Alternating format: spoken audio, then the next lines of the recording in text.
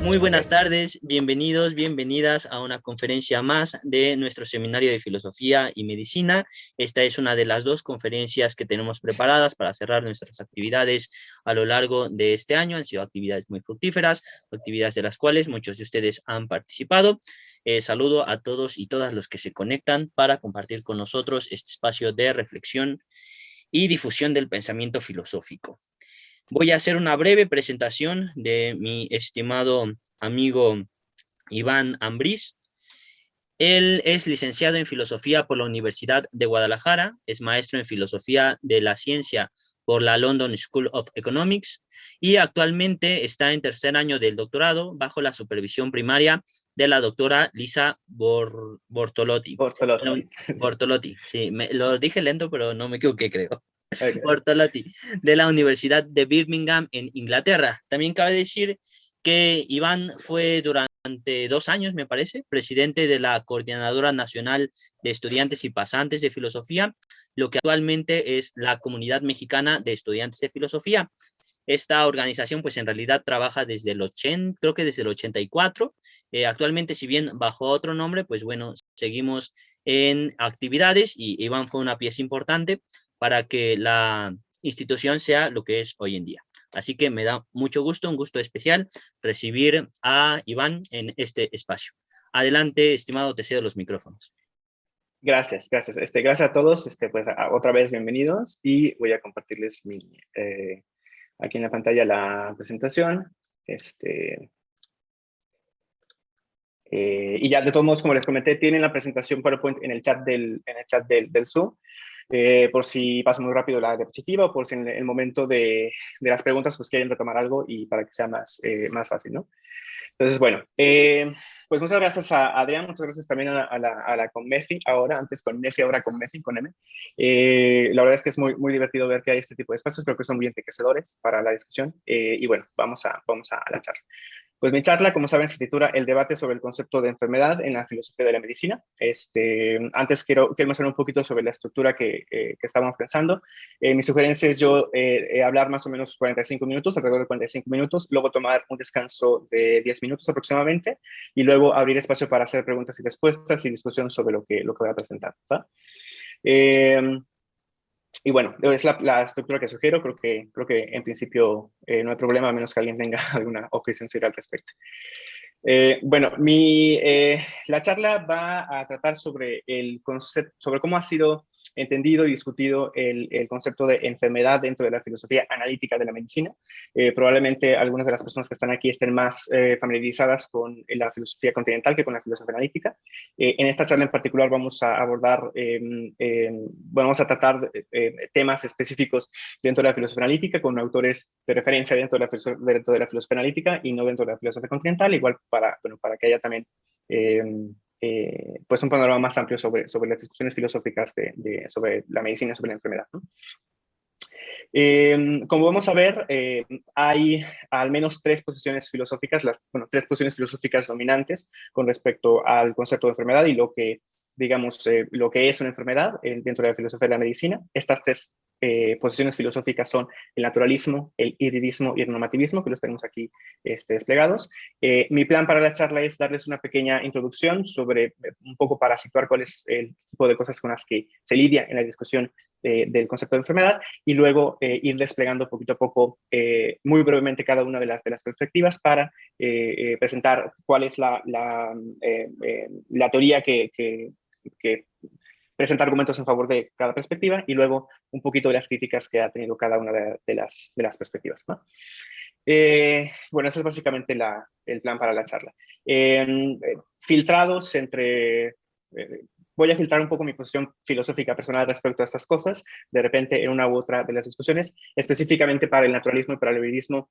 Yo he desarrollado ya artículos respondiendo a estas teorías asociadas a estas perspectivas, entonces pues obviamente tengo ya una cierta posición filosófica al respecto, ¿no? Pero voy a tratar de presentar más bien lo que está ya dentro de la literatura estandarizada para que pues tengan idea de esto y si quieren en algún momento pues ya se puedan involucrar más con las discusiones. Ok.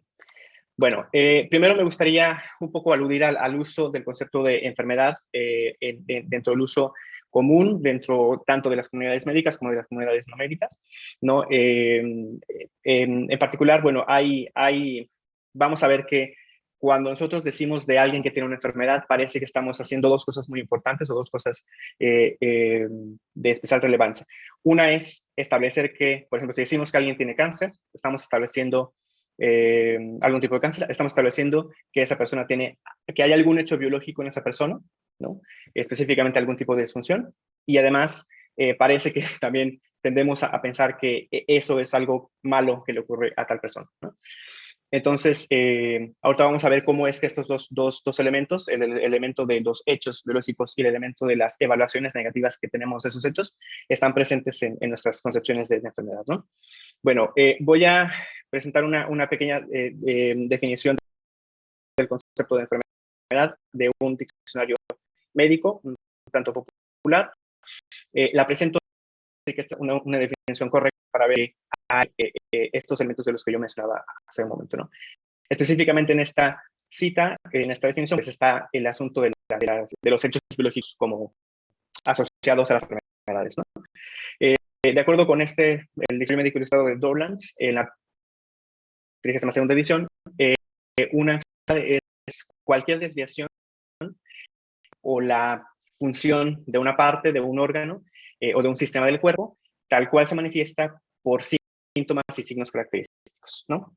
Donde la etiología, la patología y la prognosis pueden ser conocidos o desconocidos. Ahora no nos concentremos en estos tres conceptos: etiología, patología y prognosis. Estos, digamos, son adicionales. Por ahora vamos a concentrarnos nada más en el asunto de la enfermedad y las funciones. Bueno, como vemos aquí está presente el asunto de las funciones normales, ¿sí? Cuando hay alteraciones normales se trata de disfunciones, que pues son básicamente afectaciones que normalmente haría o lo que tendría que ser un órgano, ¿no? Ya vamos a un poco más adelante diferentes nociones de disfunción, pero por ahora quedémonos con eso. Lo único que quería añadir es que en la definición de enfermedades hay esta cosa de que hay involucrada la idea de que las enfermedades tienen algún hecho biológico asociado. En particular, bueno, la idea normalmente pues, es que hay disfunciones biológicas que las enfermedades involucran, ¿no? O funciones anormales que son llevadas a cabo en el caso de que haya enfermedades. Hay una posición filosófica que niega que los hechos biológicos sean necesarios para las enfermedades, es decir, que alguien podría estar sin tener algún hecho biológico particular, ¿no? O una disfunción biológica. Entonces, bueno, ahorita vamos a ver un poco más sobre que además de que se tienen en el común hay hechos biológicos asociados a la enfermedad, también hay evaluaciones negativas de esos hechos. Por ejemplo, hay ciertos casos de algunas infecciones, no todas, pero algunas infecciones que pueden causar síntomas.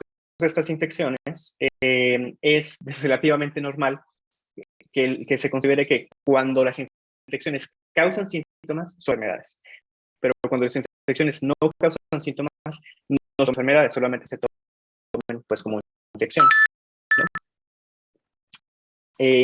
Solamente se consideran como enfermedades las infecciones cuando causan algún tipo de malestar o de capacidad o de alteración a las funciones o de alteración, digamos, a las funciones. Ejemplo de este tipo de infecciones son la infección por el virus Epstein-Barr, que es, bueno, cuando causa síntomas masivos a un resfriado, y cuando causa síntomas se considera como nucleosis infecciosa, cuando no suele haber no se le suele abordar como una enfermedad, ¿no? Un caso similar a este es el caso de que pues puede causar enfermedad de polio, ¿no? Y al respecto de esto, por ejemplo, la Mayo Clinic, que es una institución médica de cierto nombre, pues dice lo siguiente: Aunque el polio pueda causar parálisis y muerte, la mayoría de las afectadas no se enferman y no están conscientes de que han sido infectados. Es decir, como esta idea de que si causa síntomas, es decir, si tiene afecciones negativas hacia las personas, entonces sí hay enfermedad, en caso de que no, pues no. Entonces, esto parece sugerir que además de las funciones biológicas, en nuestra charla, en nuestra habla de enfermedades, pues también están involucradas evaluaciones negativas de esos. Ahora, los filósofos se han de tratar de dilucidar cuál es esto que está aquí en el medio, ignórenlo, por favor, esto de enfermedad. En la filosofía se ha demostrado de aclarar cuál es el papel que juegan y cómo lo juegan los hechos y los hechos biológicos y las evaluaciones para nuestro concepto de enfermedad, ¿sí? Ha sido una discusión larga, ¿sí? Ya vamos a ver que, a pesar de que en principio no parece tan problemático este asunto, a nivel de definición, a nivel de conceptual, implica ciertos problemas que vamos a ver un poco más adelante, ¿ok? Esto que está aquí ya más adelante lo puedo aclarar si tienen alguna pregunta, porque creo que en algún momento puede surgir alguna pregunta respecto a esto, pero por lo pronto no voy a concentrarme en eso.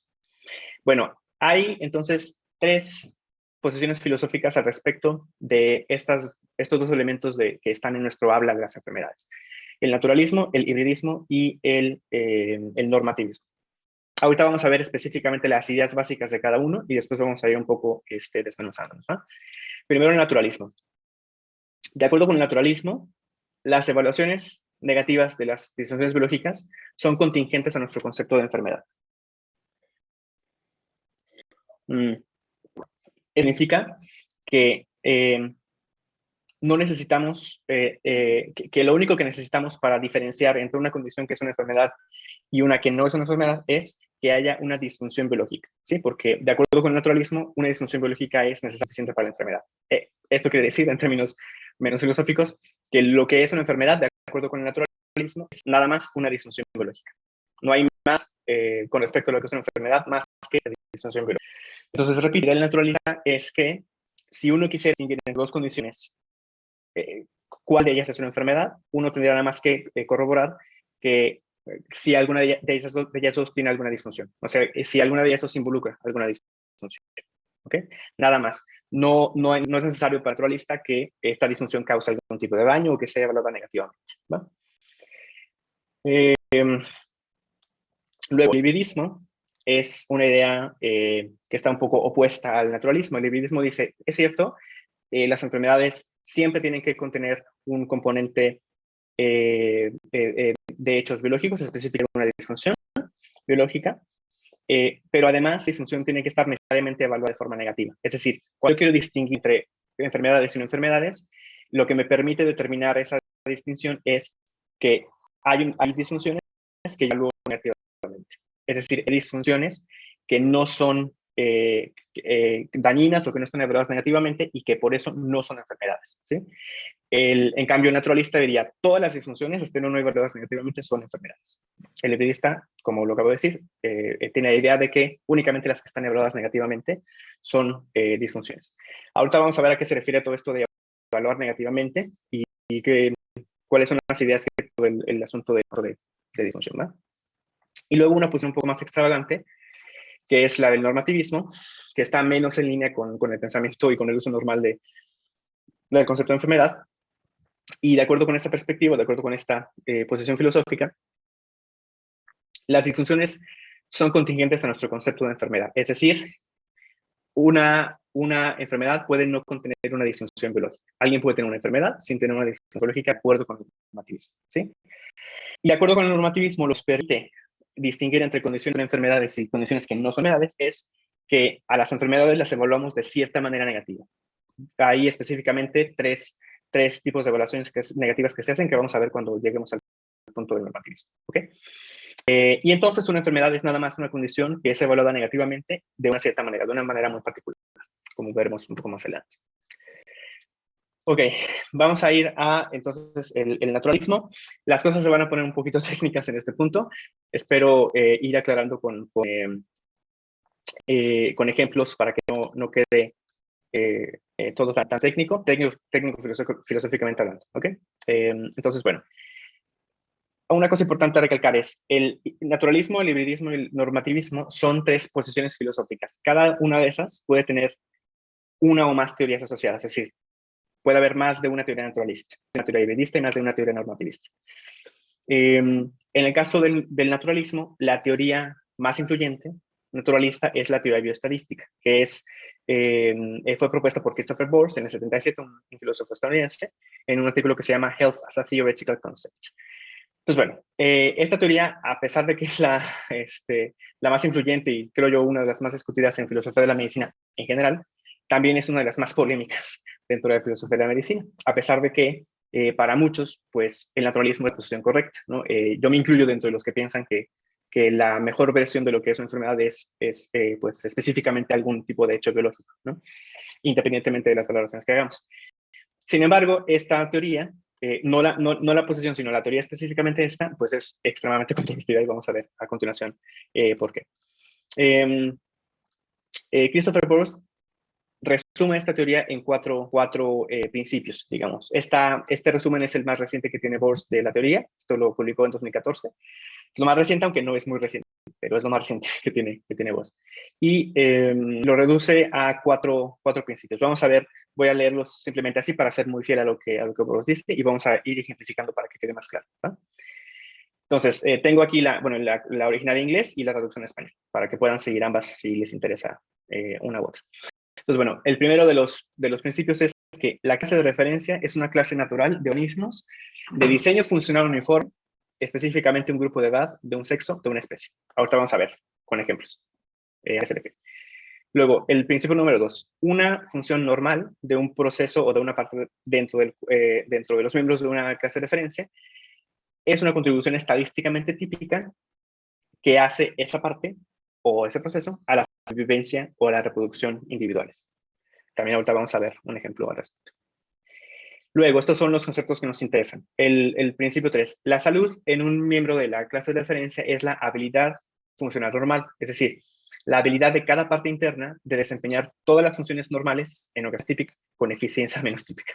Repito, vamos a ver el ejemplo en un momento más.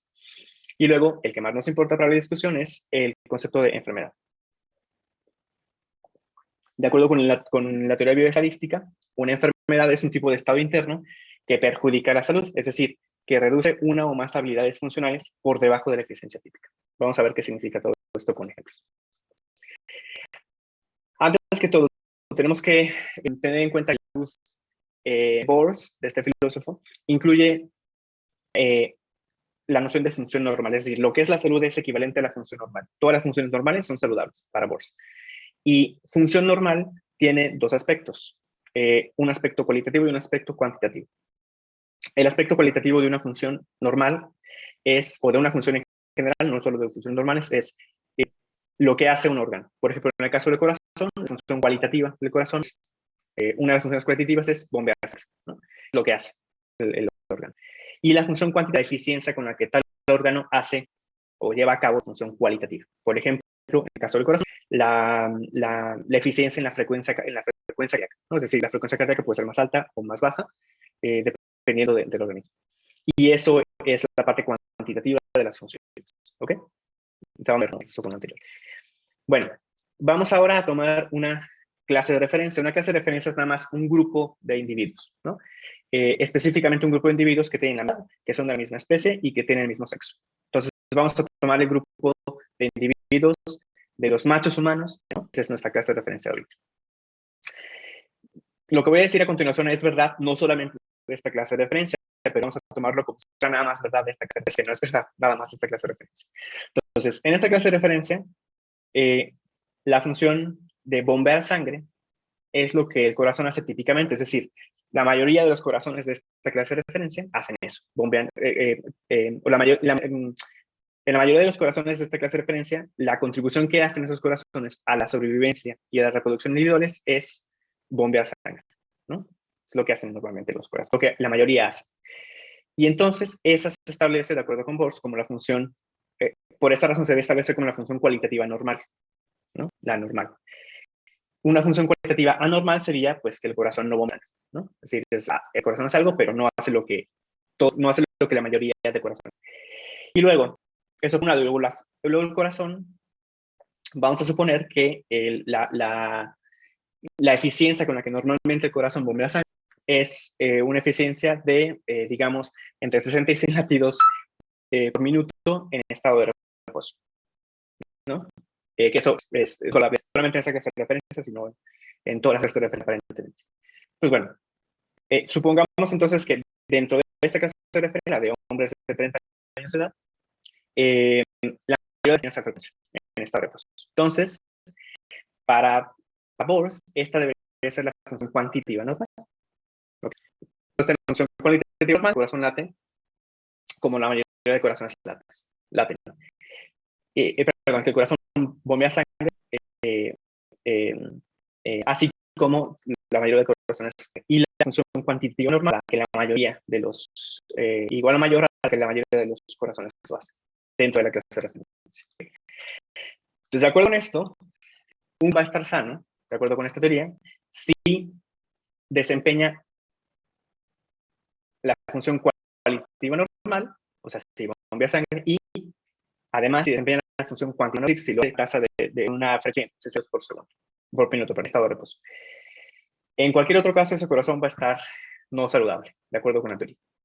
Esto aplica no solo al corazón, obviamente, es un ejemplo, pero sino que aplica a todos los demás órganos, los procesos del cuerpo, ¿no? Es decir, lo que se requiere para que una parte del cuerpo sea saludable es nada más entre comillas, que haga lo que de los órganos o de los órganos de ese tipo de órganos dentro de una clase de referencia, ¿va?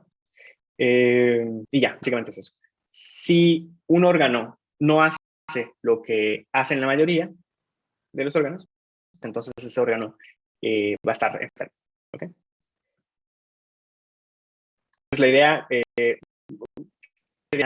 al pensamiento médico, que ciertamente tiende a ser muy estadístico, pero ya vamos a ver que implica algunos problemas. Entonces, las críticas a esta teoría. Vamos a retomar. De acuerdo con la teoría bioestadística, una parte que tiene una función cuantitativa por debajo de los niveles típicos es una enfermedad. ¿Ok? Eso ya lo establecimos. Sin embargo, tenemos ejemplos de funciones cuantitativas muy más bajas de lo normal que no son enfermedades. Un ejemplo de esto es la reducción en la eficiencia de la activa en personas que toman, ¿no? Obviamente, una persona que toma un anticonceptivo va a tener su función activa, ¿no? Digamos, reducida con respecto a la mayoría de los sistemas reproductivos de una clase de referencia, si estos sistemas reproductivos no están intervenidos también con anticonceptivos. ¿Okay? A pesar de que la eficiencia está reducida, en este caso, por debajo de los niveles típicos, o presumiblemente típicos, pues sabemos que tomar anticonceptivos y así reducir la eficiencia de la reproductiva, pues no es una enfermedad, ¿no? Simplemente no es una enfermedad, es cualquier otra cosa, pero no es una enfermedad. Sin embargo, la teoría predice que esta debe ser una enfermedad y pues, entonces, pues la teoría está mal, porque esto claramente no es una enfermedad y la teoría predice que es una enfermedad, por lo tanto, la teoría está equivocada. Esa es una de las críticas que hace Rachel Cooper, por ejemplo, una filósofa británica. Lo que hace un momento, la teoría física predice erróneamente que tomar anticonceptivos es una enfermedad y por lo tanto la teoría no es correcta. ¿Okay? Luego, la siguiente crítica, voy a presentar 3 críticas. La segunda es esta, la más usual dentro de la literatura. Ni siquiera se arguye por ella realmente, es como simplemente se presenta como, pues miren, es obvio que la teoría está mal, ¿no? Y vamos a ver por qué, ¿no? A pesar de que seguro sí requiere un poquito más de desarrollar la objeción más extendidamente. Entonces, retomamos otra vez. Para la estadística, la corresponde a la habilidad funcional típica, es decir, a que un organismo desempeñe sus funciones biológicas de acuerdo con como la mayoría lo hace. ¿Okay? Pero esto da resultados problemáticos. Por ejemplo, hay condiciones que son raras, estadísticamente raras, y que no son enfermedades, contrario a lo que la teoría de estadística dice. Por ejemplo, ser pelirrojo es algo realmente común, y sin embargo, pues no es una enfermedad, ¿no? Uno podría pensar en términos de que es una parte del cuerpo que tiene la función de teñir el pelo de cierto color, ¿no? Y la función de teñir el pelo de rojo es estadísticamente ática, y entonces, de acuerdo con la teoría estadística, debería ser una enfermedad, o debería estar enferma, pero pues sabemos que no. Tener el pelo, ser pelirrojo no es una enfermedad en absoluto. Entonces, la teoría, pues, por ese lado también está mal, ¿no? Ahora, también hay otras condiciones que son presumiblemente estadísticamente típicas, es decir, que son muy frecuentes en las poblaciones, en las clases de referencia, y que sí son enfermedades, contrario a lo que la teoría estadística prediciría, no sé cómo se dice en español. Este es el caso, por ejemplo, de las caries, que son la idea de algunas personas es que son muy, muy frecuentes, es decir, que son típicamente, que ocurren típicamente en las clases de referencia, ¿no? Sin embargo, pues aún así son consideradas como enfermedades, ¿no? Entonces la teoría, pues otra vez, está mal, ¿no? Pero algo con la teoría, caries no deberían ser enfermedades, pero pues sí lo son. Luego, la tercera de las críticas, que es un poco más interesante. Y en esta sí hay un argumento más elaborado por parte de la filósofa que lo presenta, que se llama, que se apellida Kingma. Es una filósofa que trabaja en King's College actualmente. Bueno, retomemos otra vez. La teoría bioestadística define la salud en términos de función normal y enfermedad en términos de función anormal. Lo que arguye Kingma, este es el apellido, no lo apunté, pero igual se los apunto en el chat en un momento. Lo que arguye Kingma es que la teoría bioestadística no puede distinguir apropiadamente entre funciones normales y anormales, y entonces la teoría no hace lo que tiene que hacer, ¿no? O sea, distinguir entre salud y enfermedad. Tomemos el caso, por ejemplo, de las plaquetas. Normalmente las plaquetas flotan de un estado inactivo en la sangre, ¿no? Si consideramos eso dentro de una clase de referencia, entonces, y que esto fuera estadísticamente típico, entonces, pues esta sería la función normal de las plaquetas, flotar en un estado inactivo en la sangre. Y pues sí, efectivamente, pues se considera que normalmente, digamos, o usualmente las plaquetas flotando activamente en la sangre, pues son saludables, ¿no? Sin embargo, hay ocasiones raras en las que un individuo se corta y entonces las plaquetas dejan de ser inactivas y forman coágulos, por ejemplo, para hacer la cicatrización. Estadísticamente son relativamente raras esas situaciones, y entonces esta función, de acuerdo con la teoría bioestadística, como es una rara, pues debería ser, es decir, no es lo que normalmente hacen las plaquetas, ¿no? En la clase de referencia, pues debería ser no saludable, ¿no? Sabes que la coagulación después de una herida, pues es una función normal que tienen las plaquetas, entonces la teoría bioestadística, pues otra vez, está mal, ¿no? Entonces, bueno, espero que haya quedado claro este punto, si no, igual podemos volver a él en las preguntas y respuestas. Entonces, bueno, lo que dice Kingma es la teoría no permite distinguir funciones normales y anormales de las plaquetas, y por lo tanto, pues la teoría está equivocada. Estas son solamente 3 críticas. Hay una variedad de críticas. Algunas de ellas tienen que ver con, estas 3 críticas tienen que ver con el asunto de considerar que lo saludable es lo frecuente, ¿no? Hay críticas respecto de la idea de una referencia natural, es decir, la pregunta que se hacen los filósofos es ¿por qué la clase de referencia, o por qué el grupo de individuos contra los que se tiene que testear, no sé cómo se dice en español, los que se tiene que contrastar el estado de salud es el grupo de la misma edad, de la misma especie, del mismo género? ¿Por qué no puede ser otro grupo de referencia, ¿no? Boles no parece dar ninguna justificación para seleccionar específicamente esta clase de referencia. Entonces, ese es otro de las críticas. Y bueno, personalmente yo tengo otra crítica que tiene que ver con cómo, no vamos a detalle esto, a menos que lo queramos en el final. Mi crítica consiste en mostrar cómo Boles predice que una cantidad grandísima de estados que tienen la probabilidad de sobrevivir y reproducirse deberían ser considerados normales. Esto está conectado con la idea de que lo saludable es lo frecuente, ¿no? Ahorita igual puedo hablar un poco en la sección de preguntas y respuestas. Pero bueno, básicamente está criticada por varios lados, y casi cada uno de los 4 principios está criticado de alguna u otra forma en la literatura, ¿no? Bueno, dejamos ahí el naturalismo, vamos ahora con el hibridismo. Esta posición es la más apreciada dentro de la literatura, dentro del debate sobre el concepto de de enfermedad, porque es la que parece alinearse más a nuestra forma normal de hablar al respecto de enfermedades. Recordemos que el hibridismo sostiene que una enfermedad es una disfunción biológica evaluada negativamente, ¿sí? La teoría hibridista más popular o la más desarrollada y la más influyente también es el Harmful Dysfunction Analysis, está escrito aquí. En español, el análisis de la disfunción dañina, ¿no? Suena un poco loco en español, pero bueno, vamos a llamarle su nombre en inglés. En inglés se abrevia HDA, HDA, y cuando diga HDA me voy a referir a esta teoría, ¿no? Entonces, la teoría está propuesta por Jerome Wakefield, que es un filósofo, bueno, de hecho es un entre que filósofo y psiquiatra estadounidense, y pues bueno, ahora, olvidé hace un momento hablar sobre el asunto de las nociones de disfunción. Como vimos en el caso de Bors, la noción de disfunción que está implicada en su análisis de la salud es una noción que tiene que ver con lo que es frecuente estadísticamente, es decir, lo que es infrecuente es lo que es disfuncional y lo que es frecuente es lo que es funcional, de acuerdo con Bors. Hay otra perspectiva sobre lo que es una disfunción. Esta perspectiva es la perspectiva etiológica de disfunción.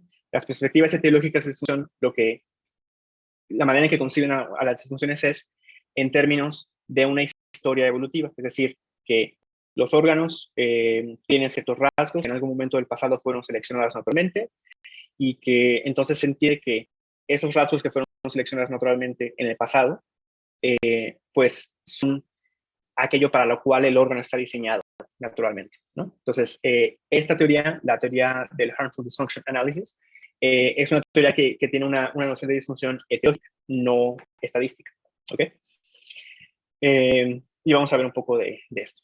Y como les decía, pues es la teoría más aceptada dentro del debate y es la que más como que se acomoda a nuestras formas de hablar de la enfermedad. Entonces, bueno,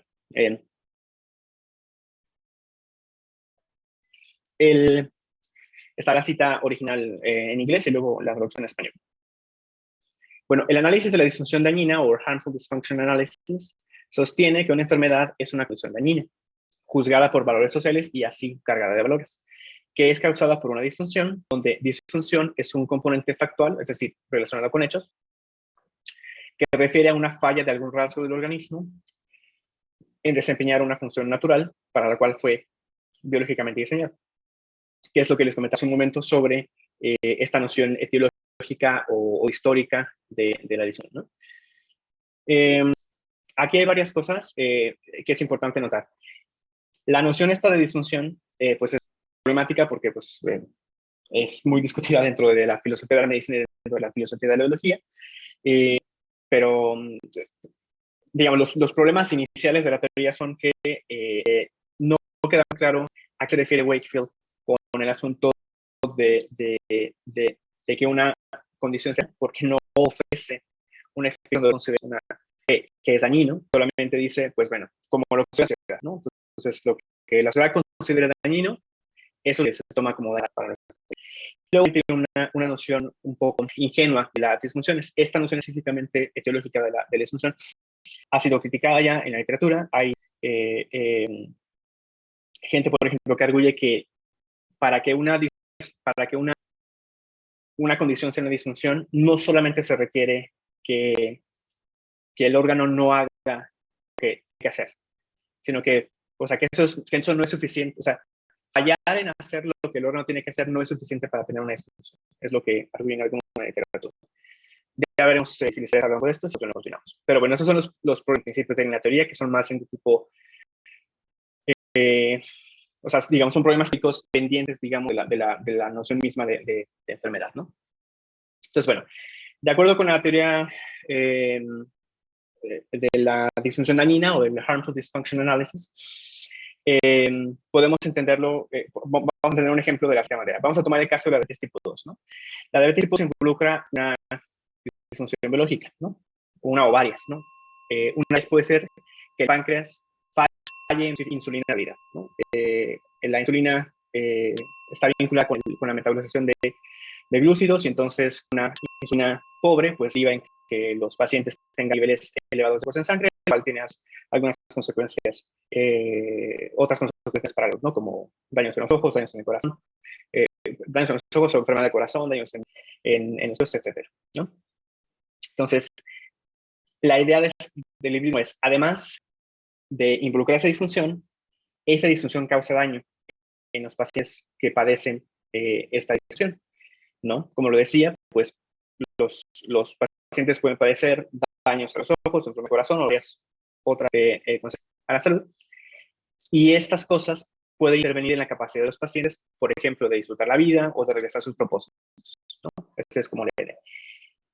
Y obviamente, cuando una disfunción tiene este tipo de implicaciones para los individuos, de acuerdo a cómo lo considera la sociedad, entonces esa condición puede ser una enfermedad para el, ¿no? para el HDA, el Harmful Dysfunctional Analysis. Entonces, la diabetes tipo 2 es una enfermedad, de acuerdo con el Harmful y como lo dije, si la disfunción no causará daño, si digamos, si el páncreas, si el hecho de que el páncreas fallara en producir insulina de buena calidad no causará ningún tipo de daño, entonces pues no será considerada una enfermedad de acuerdo con la teoría y con esta teorista. Hay una aclaración por hacer. Hay algunos casos, no solo de diabetes, sino también de otras enfermedades que parecen no producir daños, digamos, en principio. Por ejemplo, si las condiciones son muy leves, no sé exactamente cuál es la palabra en español, mild, muy pues leves, durante toda la vida de un paciente, pues puede ser que no causen estas consecuencias que vimos en ese momento, podría ser, ¿no? Pero lo que la teoría dice es, lo importante es que esa disfunción es potencialmente dañina, es decir, tiene la capacidad de causar daño, aunque en el momento actual no lo cause. Y es lo que requiere la teoría al respecto de las disfunciones en una enfermedad, que sean dispositivamente dañinas. Ok, las críticas. Hay dos tipos de críticas, unas que vienen de los naturalistas, otras que vienen de los normativistas. Como les decía, es la teoría pues, más aceptada, entonces las críticas no son, digamos, pues devastadoras, ¿no? En principio, pero pues ahí están las críticas, ¿no? La primera respuesta es la de los naturalistas. Una disfunción es por misma necesaria y suficiente para una enfermedad. Es decir, con que tengas una disfunción puedes tú distinguir entre condiciones que son enfermedades y no, de acuerdo con los naturalistas. Por ejemplo, con que el páncreas falle en producir insulina de buena calidad, con la consecuente elevación de niveles de glucosa en sangre, tú tienes que hay diabetes.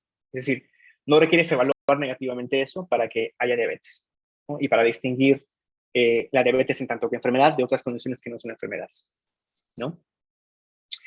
Que sea necesario, que la disfunción sea necesaria significa que nadie puede tener diabetes si no tiene esa disfunción, diabetes tipo 2. Y que sea suficiente significa que únicamente con el hecho de presentar esta disfunción, específicamente la de fallar en producir insulina de buena calidad, repito, con la consecuente elevación de niveles de glucosa en sangre, es suficiente para que digamos esa persona que tiene diabetes, ¿no?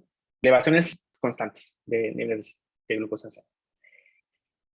La respuesta, este es el ataque naturalista a los hibridistas. Los hibridistas responden, sí, pero es que el hecho de que podamos distinguir entre esas condiciones nada más por la disfunción tiene que ver, hacen una especie de petición de principio, tiene que ver con que pues ya, o sea, ya de entrada consideramos negativas lo que provocan esas condiciones, lo que provocan esas disfunciones, ¿no?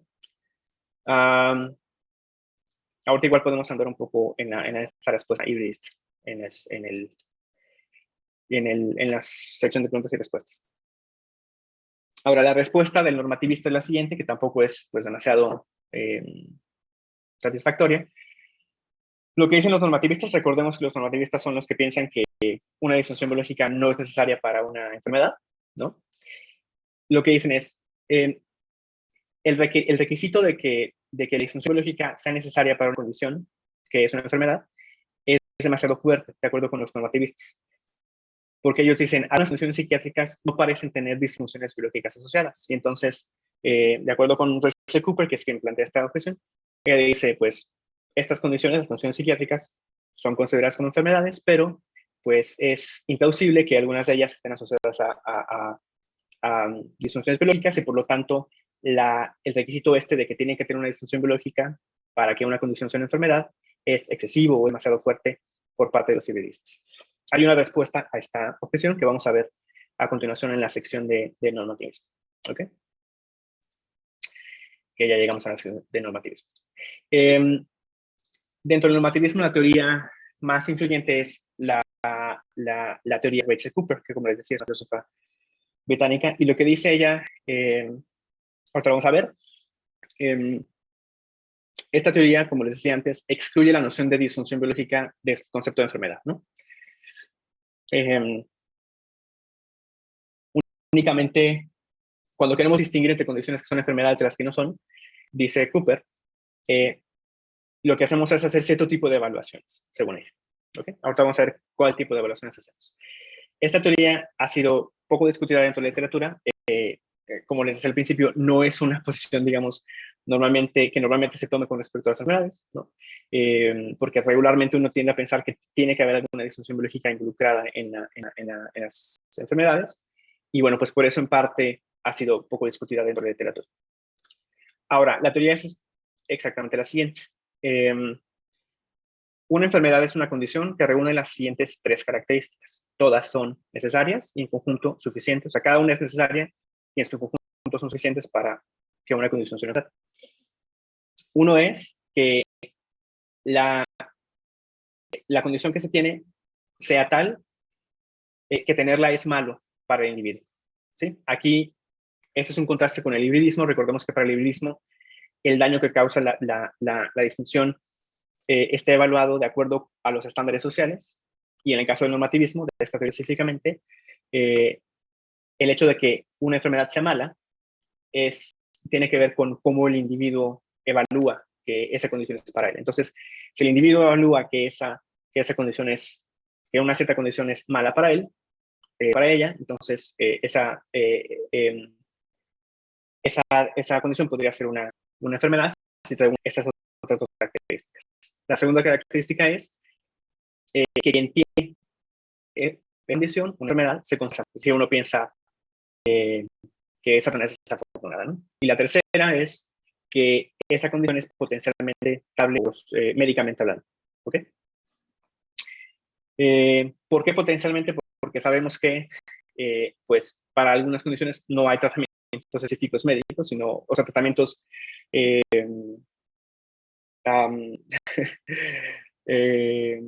específicos para ciertas condiciones. Estaba pensando en el target en inglés.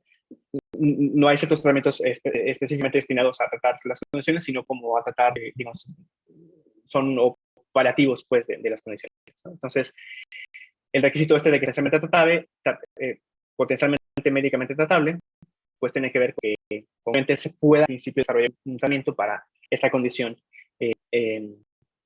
como está considerada por normativismo. ¿Okay? Ha sido poco discutida y en consecuencia pocas críticas, ¿no? Una de ellas es simplemente una especie de desajuste que hay en el normativismo y el habla normal de la enfermedad, que es que como el estatus de enfermedad para el normativismo depende de si la enfermedad es mala para el individuo, tal como lo considera el individuo, pues entonces una misma condición puede ser una enfermedad para un individuo, digamos, individuo I1, si es dañina para él, pero puede no ser una enfermedad para otro individuo I2, si para ese individuo no es dañina la condición. Entonces tenemos que, pues, una misma condición puede ser una enfermedad para un individuo y para otro no.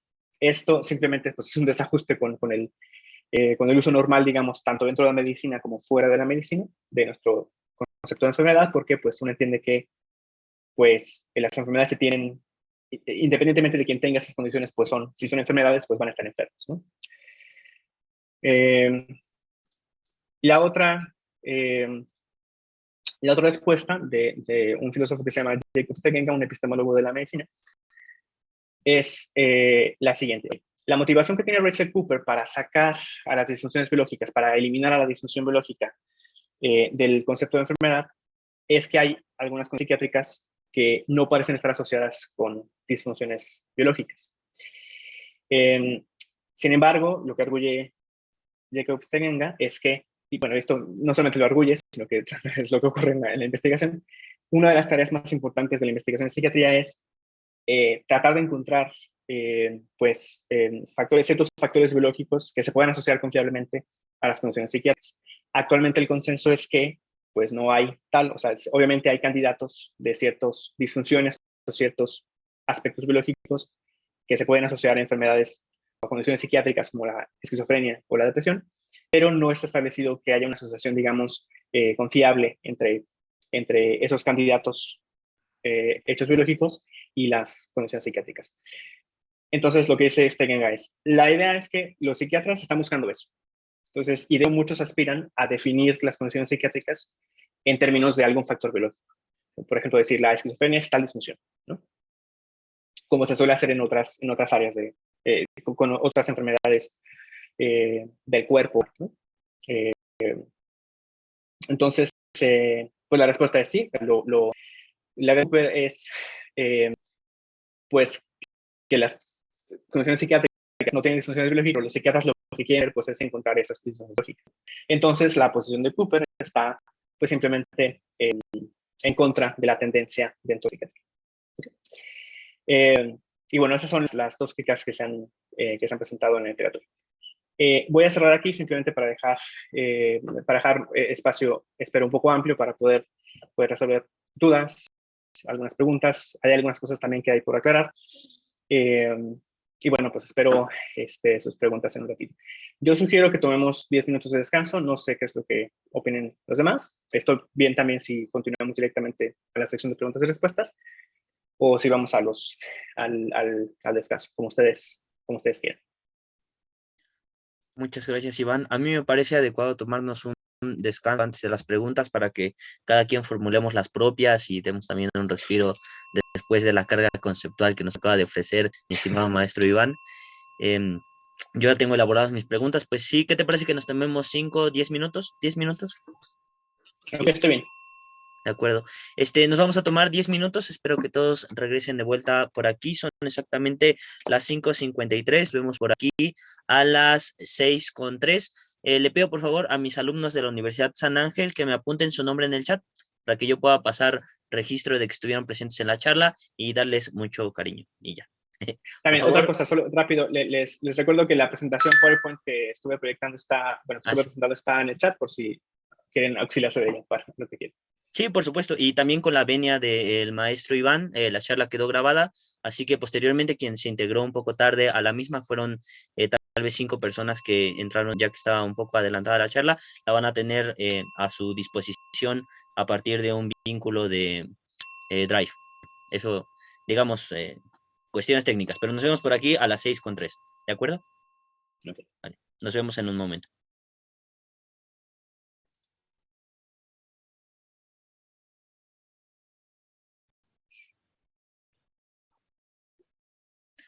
Bien, pues estamos de vuelta con la sección de preguntas y comentarios para la conferencia del maestro Iván Ambriz. Les pido por favor que si tienen alguna duda o comentario para el contenido de la conferencia, tomen el micrófono, levanten la mano o escriban su pregunta en el chat. Quien guste comenzar, adelante.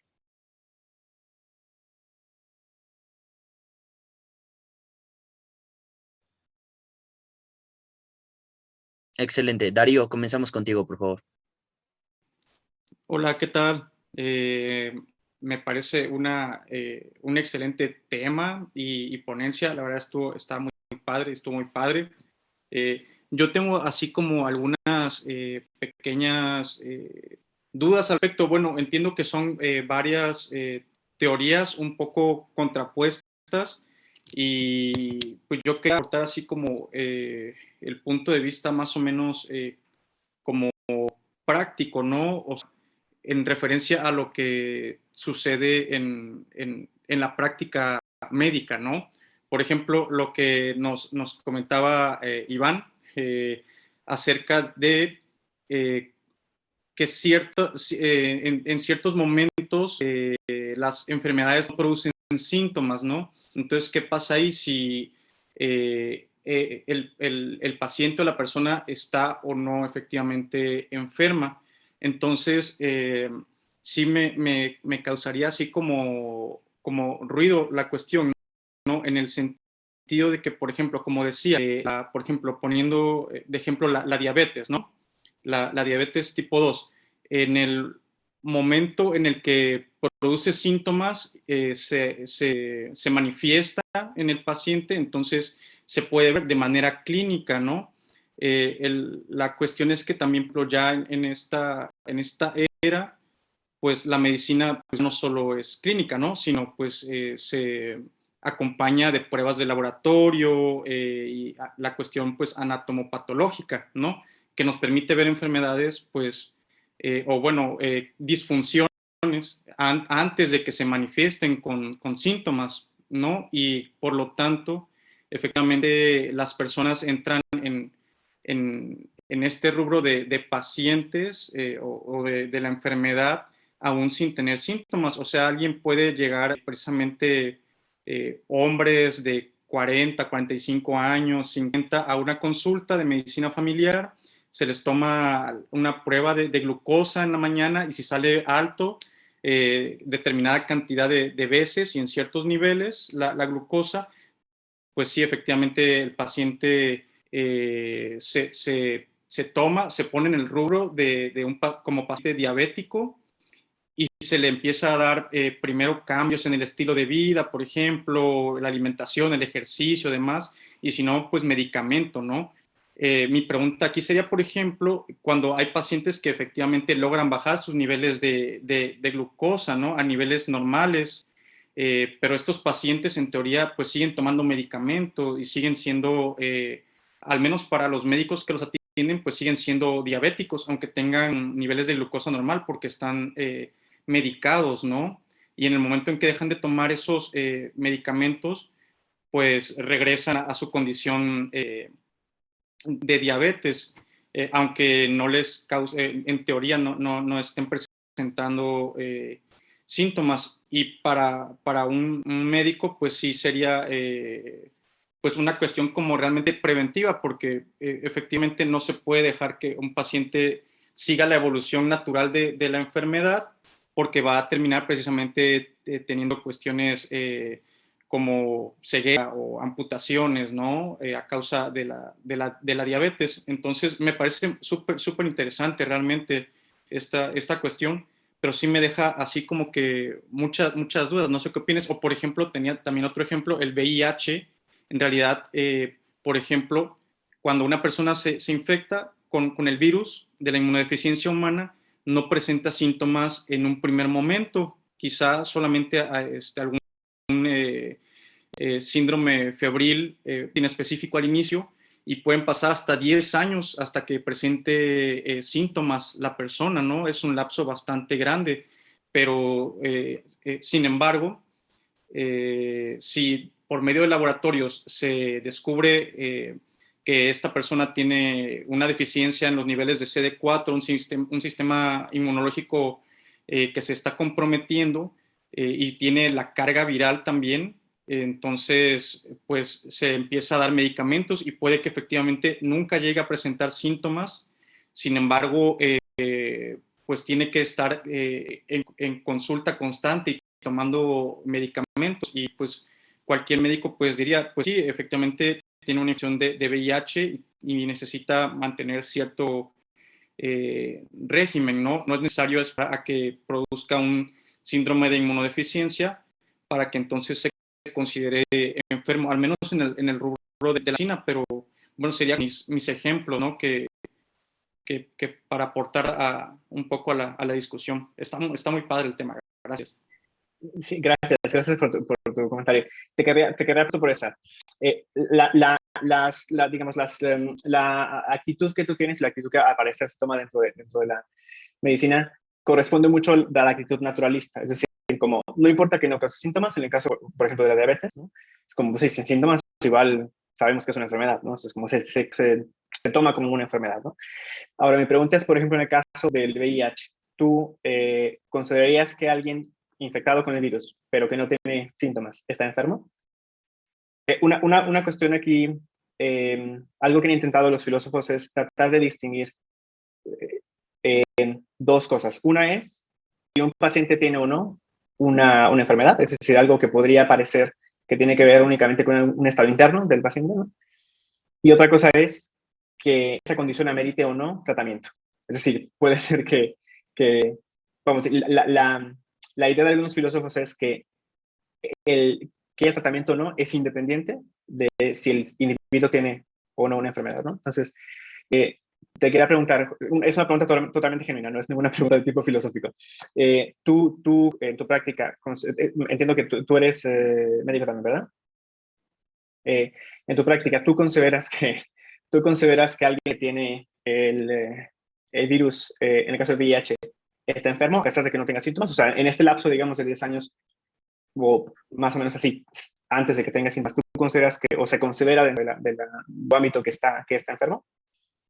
Sí, digo, esta pues no sería como una opinión personal mía, es como más como experiencia, ¿no? Sí. Definitivamente sí se considera enfermo y se tiene que darle cierto seguimiento precisamente por la evolución natural de la enfermedad, pero efectivamente gran parte de la medicina se rige por cuestiones bioestadísticas, ¿no? Toman cierta población y consideran pues lo que es normal y lo que no es normal, ¿no? Aquí quizá yo pensaría que pues en realidad pues no es normal que un individuo tenga dentro de sí el virus de la inmunodeficiencia humana, ¿no? Ese sería como un estado más bien anormal en realidad. Entonces, y en el caso, por ejemplo, suponte que el resfriado común, en el caso de las infecciones que involucran resfriado común, no sé, una infección por rinovirus, si fuera posible que un paciente que tiene rinovirus y no tiene síntomas, digamos que alguien tiene, que tú de alguna manera sabes que tiene una infección por rinovirus, pero que no tiene síntomas, de esa persona tú dirías, claro, está enfermo o tiene un resfriado común. Sí, digo, efectivamente tienes razón. Ahí no se pensé porque probablemente la persona ni siquiera se daría cuenta que tiene en sí el virus, ¿no? Incluso pensaba yo también que en realidad en medicina también, por ejemplo, hay una pequeña distinción entre lo que es un paciente con una infección y lo que es un paciente colonizado. Es decir, que tú puedes tomar un hisopo, tomar muestra a un paciente de su garganta y hacer un cultivo de ese hisopo y puede salir crecimiento bacteriano o viral sin que el paciente presente efectivamente síntomas. O sea, sí puede cargar la persona como tal microorganismos en su cuerpo sin estar presentando síntomas. Lo que yo pensaría también es que, por ejemplo, el virus de la inmunodeficiencia humana, en realidad, aunque no presente síntomas, la carga viral está aumentando con el paso del tiempo, ¿no? Y llega a un umbral en el que empieza a producir enfermedades oportunistas, que en sí son otras enfermedades distintas a las del VIH, pero la función del VIH pues es inmunosuprimir a la persona, ¿no? Pero sí, totalmente. Sí, lo que me gustaría apuntar de los ejemplos es que el criterio que siguen algunos filósofos hibridistas, o sea, los que piensan que una disfunción tiene que ser dañina para que sea una enfermedad, los criterios que siguen de que cause síntomas no parecen ser muy exitosos para distinguir entre enfermedades porque en la práctica el asunto de los síntomas no es, o sea, el criterio varía mucho. Por ejemplo, en el caso del COVID, la gente que está infectada por SARS-CoV-2 se dice tiene COVID asintomático, se está enferma de COVID, pero asintomático, ¿no? ¿Quién sabe por qué? Es una especie de misterio al principio por qué se considera así enfermo en ese caso, y por ejemplo en el caso de una infección por rinovirus, en caso de que se detecte rinovirus pero no síntomas, pues no se vería tener un resfriado común, ¿no? Entonces, parece que los criterios para determinar si una infección es si una infección es una enfermedad, pues varían un poco, ¿no? O sea, como que a veces tiene que ver con que se aparezcan síntomas, pero a veces no. Entonces, este es obviamente una especie de respaldo hibridistas, de decir, pues te vas a hacer esto, pero el criterio varía, es decir, no es un criterio confiable para poder hacer distinciones entre enfermedad o no enfermedad. Obviamente, el intento filosófico es nada más decir, te doy un criterio para que tú, con este criterio cuando lo apliques, vas a saber distinguir entre condiciones que son enfermedades y condiciones que no, ¿no? Todas las instituciones que tú comentas son efectivamente instituciones naturalistas, es una actitud naturalista, es decir, lo que se requiere en principio es, pues, la disfunción, ¿no? Ahí, en esta perspectiva que tú presentas, pues la gran disputa es, ¿Y por qué es normal eso? ¿Por qué es normal eso y no? ¿Cómo establecer los límites de normalidad, ¿no? Que esa sería la gran crítica a las teorías, a la teoría filosófica naturalista. Obviamente, en el ámbito de la medicina, pues bueno, tú estableces que esos parámetros son normales porque te funciona para la investigación o te funciona en la clínica.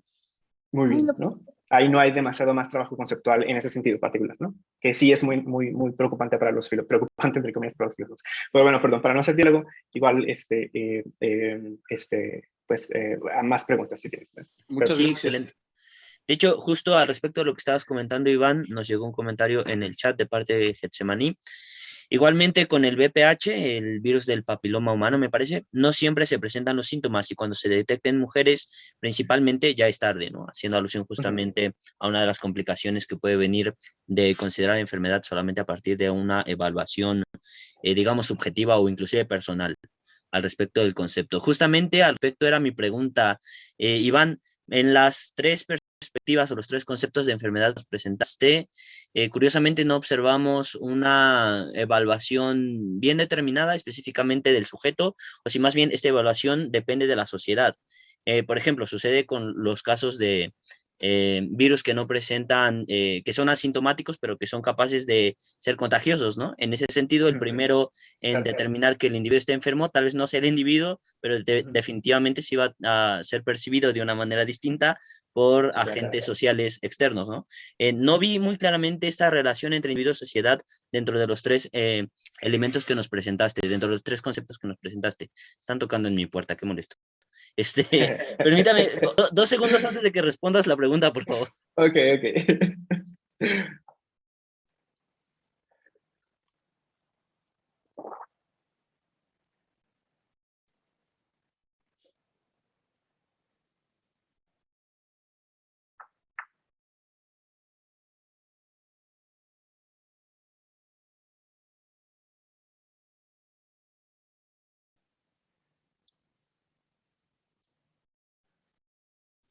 Ya volví. Qué mal. Ok, bien. Sí, en el caso del hibridismo, de la teoría esta del harmful dysfunction, de la teoría de la disfunción dañina, ¿no?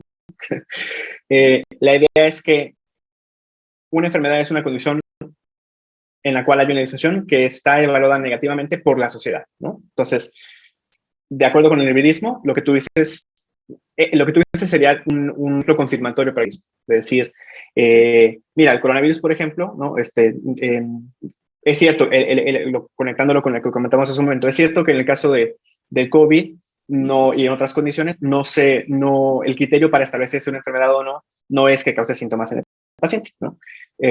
O no parece ser ese en principio, porque alguien puede tener COVID sin tener síntomas.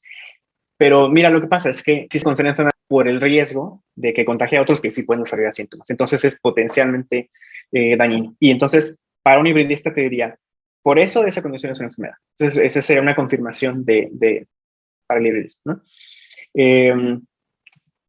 El normativismo, que es una posición menos plausible, creo yo, y también menos en línea con nuestra forma normal de hablar de enfermedades, diría, inconvenientemente creo yo, no, pues el daño relevante tiene que ser en el individuo, ¿no? Es decir, Cooper pone el ejemplo de la esterilidad, por ejemplo, ¿no? Hay esterilidad inducida y esterilidad, digamos, natural, ¿no? O sea, que nadie le induce. Y él dice, hay casos, por ejemplo, de esterilidad no inducida que son favorables para la persona porque la persona no quiere tener ningún tipo no quiere tener descendencia, ¿no? Y entonces, en esos casos, para esa persona, la esterilidad no inducida no es una enfermedad, ¿no? En cambio, para otra persona que tiene esterilidad no inducida y que sí quería tener hijos, por decirlo así, entonces esa esterilidad sí es una enfermedad, ¿no? Es una idea un poco, pues es bastante controversial, obviamente, porque pues, nos deja como muy insatisfechos, creo yo, pero en las dos posiciones ese es el asunto, ¿no? O sea, en el hibridismo es de acuerdo con lo dañino en tanto que la sociedad lo considera dañino, y en el caso del normativismo es dañino en tanto que el individuo lo considera dañino. Y entonces una misma condición, como decía, puede ser para un individuo una enfermedad y para otro no, si no es dañino para esa persona, ¿no? Porque recordemos que para el normativismo no se requiere una disfunción biológica. Entonces, como implausiblemente no se requiere una disfunción biológica para que haya una condición de enfermedad, ¿no? y pues esa es básicamente dentro de las teorías estas, esa es básicamente la distinción, ¿no? Gracias, Iván. Pues si gustan hacer alguna otra pregunta, ya saben, la mano levantada por el chat o tomen el micrófono. No sé si todavía haya más preguntas para Iván. Cabe resaltar que aunque le escribí esto, no estoy de acuerdo ni con el hibridismo ni con el normativismo. Son más bien, mi tendencia es un poco más naturalista, pero Sí. naturalista no como Bohr, o sea, no como una teoría bioestadística, sino simplemente entender que una enfermedad es exhaustivamente ciertos hechos biológicos, ¿no? Independientemente de cómo estén evaluados. Sí, de hecho, por la información que nos presentaste, yo podría estar perfectamente de acuerdo. Creo que el problema es justo con la propia valoración implícita en el concepto de enfermedad, que parece que tiene una carga moral, inclusive, ya repito, implícita y que es socialmente percibida de determinada manera, ¿no? Se utiliza en ocasiones inclusive la palabra estás enfermo para que independientemente de cualquier condición biológica, signar a un sujeto por una actitud, ¿no? Que tal vez ni siquiera es recurrente en su persona, pero inmediatamente se suele plantear la palabra. Yo creo que el problema del concepto en muchas ocasiones, bueno, es que se clarifica desde la postura, desde la postura, ¿cómo la llamaste? ¿Bioestadística? ¿Bioestadística? ¿Naturalista? ¿Bioestadística? Sí, el naturalismo, la posición, la teoría estadística es la más influyente Okay. teoría naturalista. Sí, por supuesto, y a pesar de que haya determinadas condiciones fisiológicas que entran dentro del concepto de enfermedad que está perfectamente justificado por esa teoría, pues bueno, sería más bien una cuestión social o de valoración subjetiva el hecho de que no se quiera aceptar que se trata de una enfermedad, ¿no? Es decir, yo no tendría, en cuanto entra del concepto de enfermedad, yo no tendría problema en nombrar a las personas que se han sometido a un tratamiento con anticonceptivos, decir que están enfermas. El problema es que el concepto de enfermedad está cargado moralmente o está cargado desde un punto de vista axiológico, ¿no? Cosa que... Claro, esa es la idea de los hibridistas y los normativistas, pero yo diría, por ejemplo, ¿qué pasa en el siguiente caso? Yo sé que Pedrito tiene niveles muy elevados de glucosa en ciertas situaciones, ¿no? Por encima de 200 miligramos sobre decilitro, muy alto, ¿no? Constantemente. Y luego yo digo, Pedrito tiene diabetes, ¿no? Y lo que yo estoy diciendo es, o sea, todo mi juicio se basa en una descripción de hechos. Pedrito tiene los niveles que quiera, ¿no? Y con eso yo puedo hacer una expresión correcta de enfermedad y no hay nada raro en que yo diga Pedrito tiene diabetes. Entonces, lo que yo creo es, no necesitamos evaluar, no, o sea, yo no necesito añadir y eso es malo para Pedrito para emitir correctamente que Pedrito tiene una enfermedad.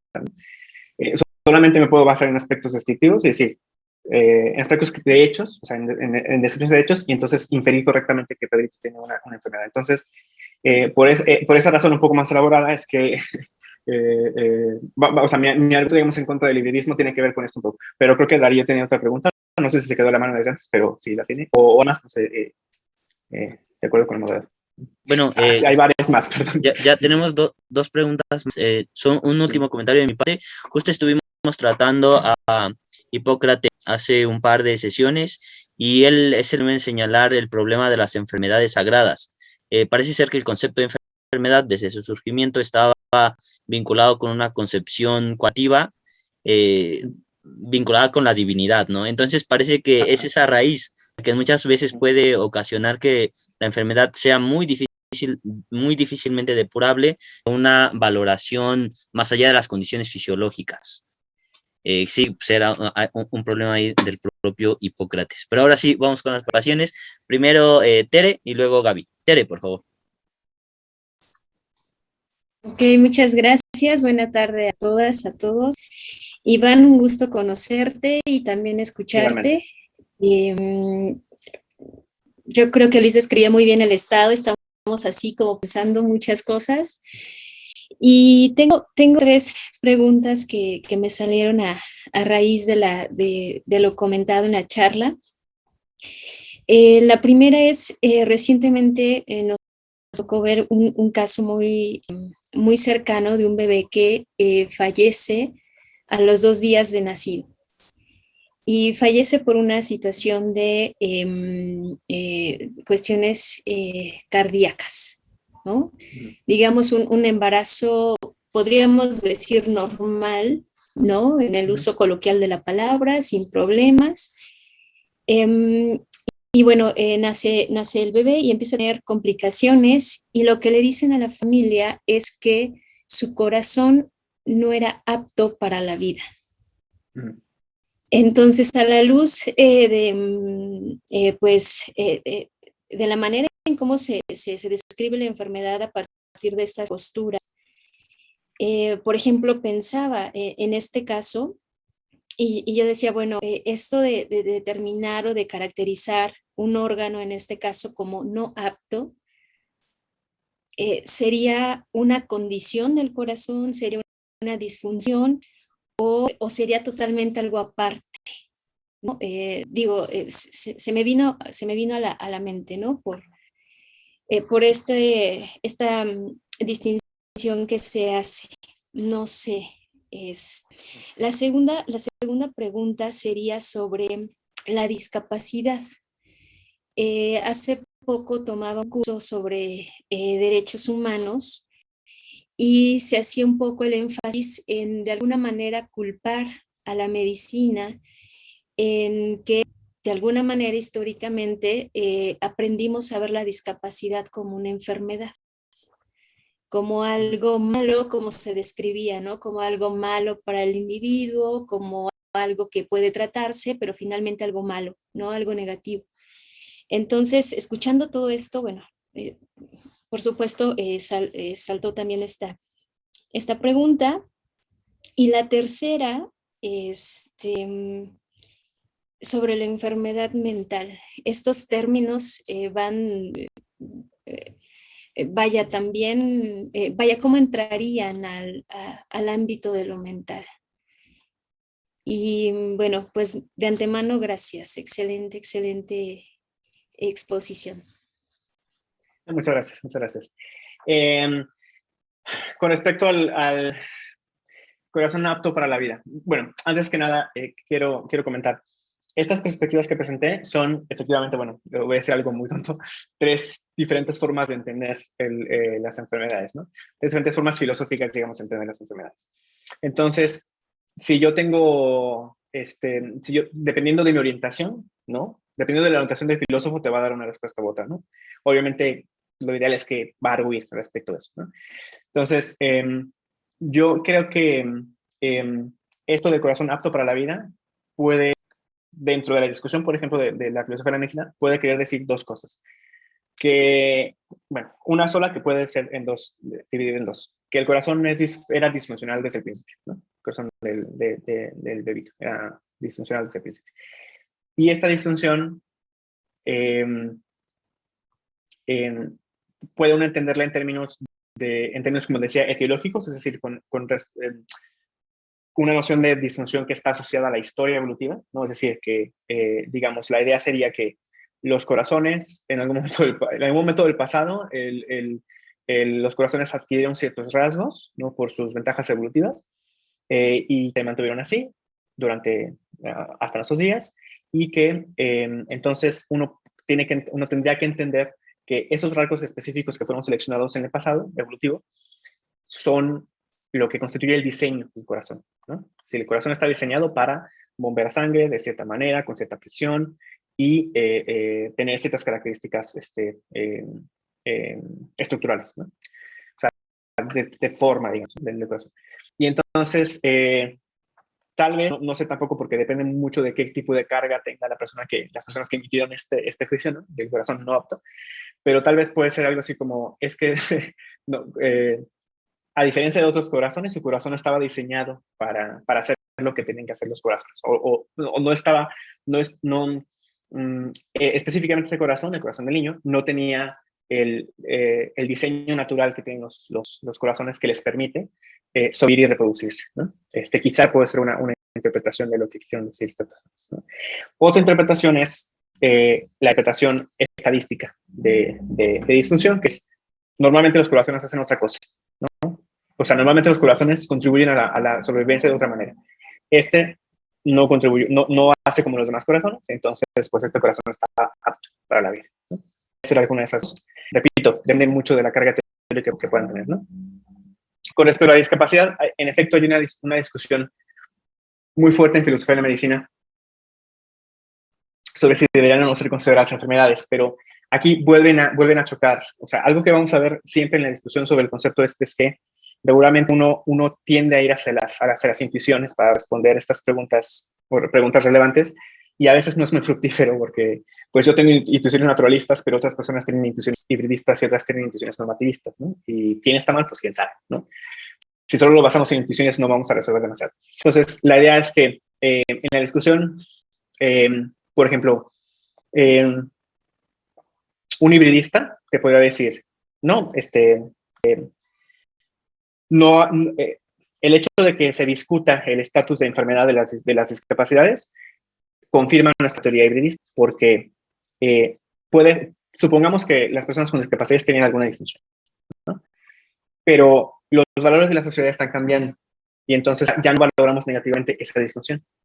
Entonces, cuando la sociedad ya no valora negativamente esa disfunción, entonces esa disfunción ya no va a ser considerada enfermedad, ¿no?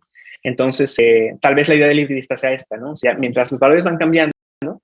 Pues entonces, como se cambian positivos para hacer una evaluación no negativa de esta disfunción, entonces puede ser, damos cabida a que las discapacidades no sean enfermedades, ¿no? Con todo lo que esto implica a nivel de políticas públicas, de la intervención médica, ¿no? Pero un naturalista te diría, no, si involucra una disfunción, es una enfermedad.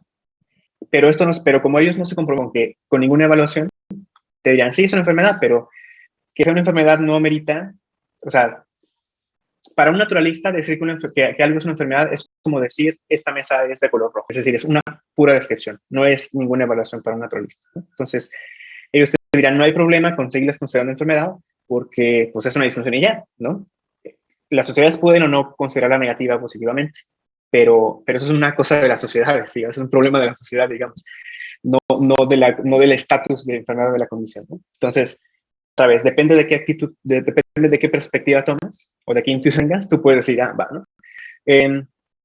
Obviamente, lo que piensan los filósofos puede no influenciar en la realidad ocurre, ¿no? Y puede ser que la comunidad médica en algún momento diga, esta ya no es, las discapacidades no son enfermedades, ¿no? Pero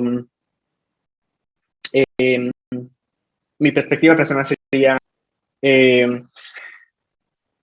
no tengo una realmente, porque no tengo una, pero siento que sí, esto apoya mucho el hibridismo, o sea, como la idea que pues está cambiando la valoración respecto a eso, y entonces pronto vamos a dejar de considerar eso negativo, y entonces van a dejar de ser enfermedad, ¿no? Por eso digo que el hibridismo es el más aceptado de todas las teorías, porque es como lo que más acomoda las instituciones, ¿no? Pero gracias por el ejemplo, me recuerda que tengo que traer ese tipo de objeciones en mi investigación.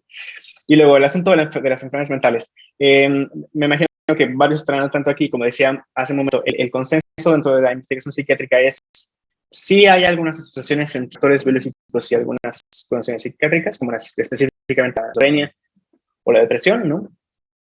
Aspectos estructurales o aspectos más infuncionales de eso.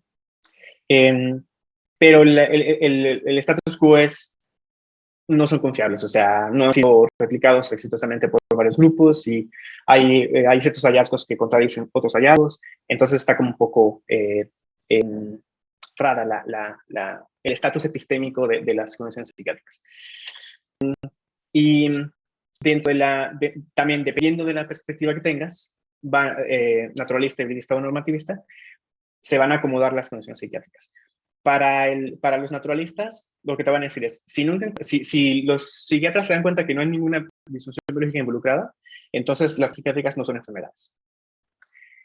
Un hibridista te diría, si tienes una disfunción biológica, si sí encuentran, y además la evalúas negativamente, entonces sí es una enfermedad. Pero si no encuentras una disfunción biológica, entonces no puede ser una enfermedad, aunque sea negativamente evaluada, ¿no? ¿Por qué? Porque para los hibridistas una disfunción biológica es necesaria para la enfermedad. Y un normativista abiertamente te dice, sí son enfermedades porque cumplen con los requisitos que decía Cooper, de que es malo, de que la persona que lo tiene es desafortunada y de que Olvidé el tercero, perdón, pero ahorita lo recuerdo. Pero esas tres características negativas. Entonces, pues esto básicamente, ¿no? El estado normal actual creo que en medicina es que sí, son enfermedades, ¿no? La idea es con el, con el, la nota pequeña de, pero porque estamos buscando las disfunciones biológicas asociadas, ¿no? Estamos en ese proceso, ¿no? Y hay todo un movimiento dentro de la investigación psiquiátrica. Por ejemplo, un proyecto de investigación que se llama Research Domain Criteria Project, proyecto de investigación por criterios de dominio, que tiene unos 10 años lanzado en Estados Unidos, que lo que está tratando es encontrar, es una cosa muy compleja, pero el punto es que está tratando de ganar conocimiento sobre las condiciones psiquiátricas sin basarse mucho en la clasificación del Manual Diagnóstico y Estadístico de Enfermedades Mentales, el DSM de la Asociación Psiquiátrica Norteamericana. En fin, el punto es que para la filosofía depende de qué actitud tomas, consideras o no enfermedades a esas. El estatus en psiquiatría creo que sí son enfermedades, con la nota pequeña de que están buscando aún documentar más sobre la naturaleza biológica de estas condiciones. Y perdón si me largué, creo que hay 3 preguntas más. Perdón. No, no te preocupes, Iván. Gracias. Muy bien, vamos con Gaby y luego Javier, por favor. Adelante, Gaby. Gracias. Hola, Rafael, me disculpo por que llegué un poco tarde, pero ya revisé tu presentación y bueno, con lo que están comentando ahora ya tengo una idea pues más clara de lo que expusiste y me parece un tema muy relevante. Y la pregunta que, bueno, en realidad tengo 2 preguntas, están relacionadas con eso último que comentaban, ¿no? Sobre las enfermedades mentales. La primera sería en específico, si tú estarías de acuerdo con hacer, digamos, un traslado, ¿no? Un traslado conceptual del concepto de enfermedad, ¿no? Enfermedad como general, digamos así, y enfermedades mentales. Mi postura es que no, ¿no? O sea, que no debería haber tal traslado por la historia específica de las enfermedades mentales, y porque han estado ligadas históricamente pues a tratamientos, digamos, no arraigados a la ciencia, ¿no? Y que han estado ligados a pseudociencias, y eso repercute en algo que mencionaban antes, que es como, digamos, la visión social de las enfermedades mentales, ¿no? Que pues a mí es un tema que me gusta bastante, y que creo que hay una insuficiencia tal vez explicativa, ¿no? En términos de lo que es enfermedad mental, y que creo que debería definirse, pero esto es algo que algunos filósofos me pelean, pero yo siempre creo que para hacer justo una buena conceptualización en torno a las enfermedades mentales, sí es necesario que esté informada y que vaya de la mano con la ciencia, ¿no? En específico con las neurociencias y con la psiquiatría, que son lo que está ayudando un poco a esclarecer el panorama en torno a las enfermedades mentales, ¿no? Y justo para cambiarlos de paradigma, ¿no? Hacer una ruptura ahí con ciertos criterios de demarcación, y pues justo, ¿no? Ver a las enfermedades mentales ya no como, pues, como se solía pensar, ¿no? Que esas personas estaban locas, ¿no? O sea, pensándolo en términos peyorativos, no atendiendo a los factores biológicos y, digamos, sí, los factores relevantes de la enfermedad. Y me parece que tomándolo en consideración desde esas 2 posturas, entonces se puede atender a distintos niveles de explicación, ¿no? Como son el nivel molecular, el nivel celular, el nivel de sistemas neuronales, cognitivos y clínicos, sin excluir la importancia además del nivel cultural y social. Entonces, bueno, y la segunda era porque justo veía en tu diapositiva de críticas al normativismo que decía que hay una motivación, dice, la motivación para excluir las disfunciones biológicas de la definición de enfermedad es incluir a las condiciones psiquiátricas, algunas de las cuales no parecen estar asociadas a disfunciones biológicas. Yo tengo un poco de problema, ¿no? Con esta última parte de parecen no estar asociadas a disfunciones biológicas. No sé si podrías profundizar ahí a qué te refieres, porque digo, hay ciertas sintomatologías, ¿no? Ahorita, por ejemplo, mencionaste al DSM, que también a veces es muy atacado, pero pues yo creo que en realidad sirve bastante bien justo para enmarcar, ¿no? Ciertos criterios diagnósticos, ver y tratar de, digamos, delimitar y hacer un consenso en torno a las sintomatologías específicas de los de las enfermedades mentales, ¿no? Y un poco la crítica va ahí, ¿no? O sea, si se están presentando, no sé, trastornos afectivos, trastornos cognitivos, etcétera, ¿qué tanto estamos hablando de esquizofrenia? Ah, pero ¿qué tanto de bipolaridad, no? Pero justo creo que la investigación, de nuevo, en torno a ciencias, a las neurociencias y ciencias cognitivas, podría ayudar a definir esos límites y aclararlos, ¿no? Pero lo que me hace ruido aquí es, no se me ocurre, ¿no?, pensar en alguna enfermedad mental que no pudiera estar asociada a una disfunción biológica. Entonces, no sé si podrías aclarar un poco en ese punto. Sí, esto específicamente lo arguye Rachel Cooper, no yo, o sea, no es un argumento personal, pero su idea es más o menos que atiende a este estado que es un consenso al menos dentro de tanto de cierto sector de la investigación en psiquiatría y de cierto sector de la investigación en filosofía de la psiquiatría, que es que las categorías diagnósticas del DSM no están biológicamente validadas, ¿no? O sea, no hay establecido, digamos, por consenso global, como tal vez en otras disciplinas médicas, una asociación confiable entre una condición psiquiátrica y alguna disfunción biológica, a pesar de que hay ciertamente muchos candidatos bien, digamos, bien vistos dentro de la investigación psiquiátrica, ¿no?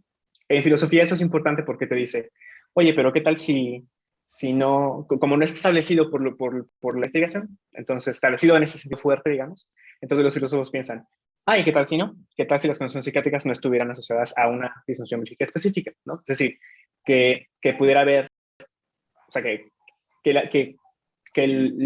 los fenómenos biológicos subyacentes fueran independientes de las condiciones psiquiátricas, ¿no?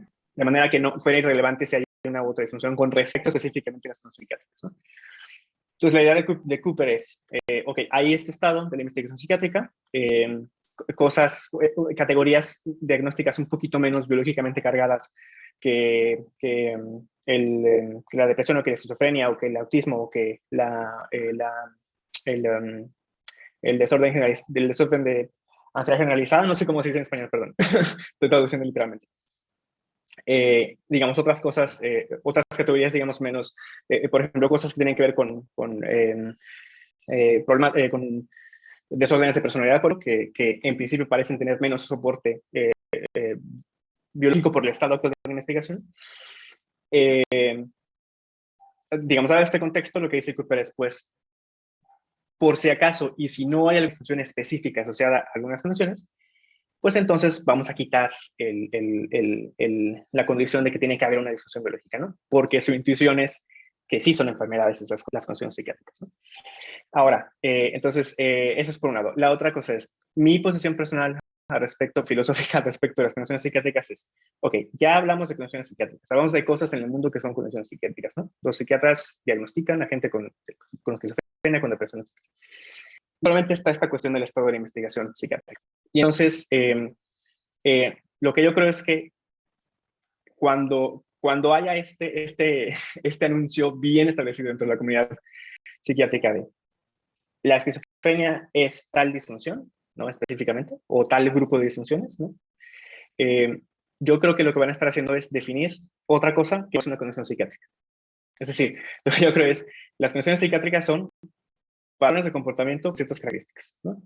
Por ejemplo, el DSM hace muy bien en identificar los diferentes patrones de comportamiento, el patrón de comportamiento del comportamiento de la esquizofrenia, de la depresión y los demás condiciones psiquiátricas. Lo que yo creo que van a encontrar cuando digan este factor biológico que se asocia a la esquizofrenia es, pues sí, un factor biológico que puede causar enfermedad, pero que, según yo, es una cosa diferente. Entonces, es un hecho biológico, ciertamente, que está descubierto, que puede ser que tenga afecciones a la salud mental, pero que, según yo, es una cosa diferente a la esquizofrenia, o más precisamente, a lo que ahora llamamos esquizofrenia, ¿sí? Porque, repito, ahorita ya se diagnostican, ya hay pacientes que tienen esquizofrenia, ya hay pacientes que tienen depresión. Entonces uno puede decir, ese es un ejemplo de depresión, ese es un ejemplo de esquizofrenia, ¿no? Entonces, según yo también no debería ser, según yo tampoco debería haber una diferenciación entre entre enfermedad mental y enfermedad orgánica, ¿no? Mi intuición naturalista, repito, esto es pura intuición, es pues nada más hay enfermedades orgánicas, ¿no? Pues porque pues es conceptualmente muy complicada esta cosa de la mente, del cuerpo, entonces pues nada más hay enfermedades orgánicas, ¿no? De la mente contraste con el comportamiento, ¿no? que digamos, el problema de la mente es un problema larguísimo en filosofía de la mente. Entonces, no sé, mi posición personal hasta ahorita es esa.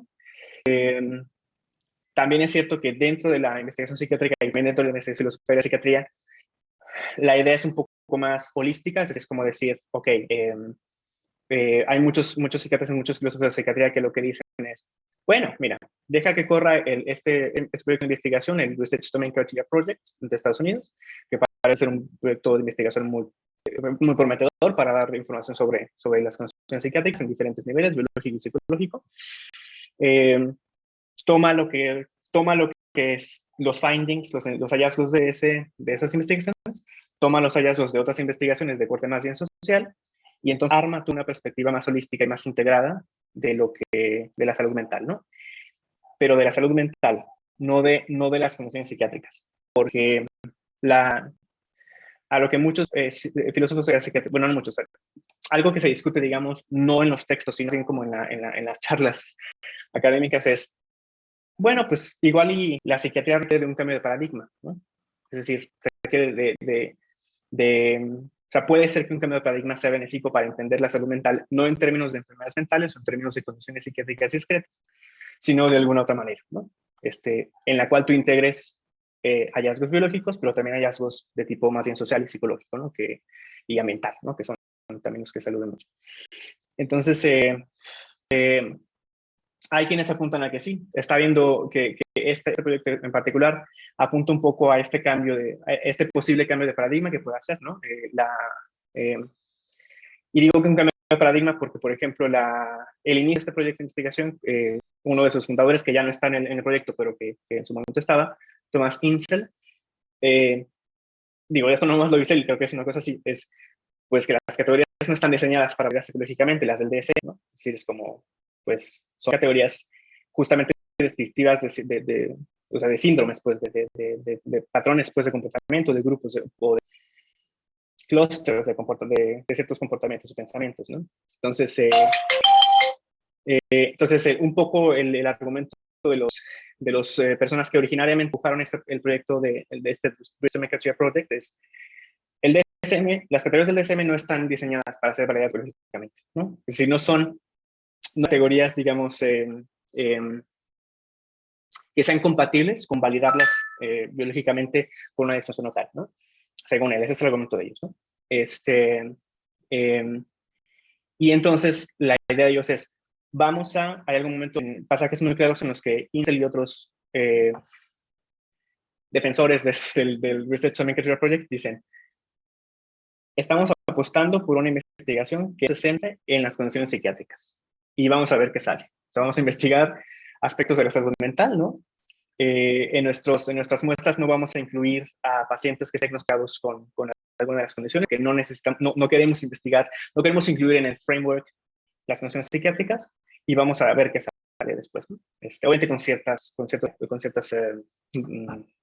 lineamientos, perdón. Entonces, mi opinión general es, en el estado presente creo yo que es como muy inestable, no inestable en un sentido negativo, sino en un sentido positivo, ¿no?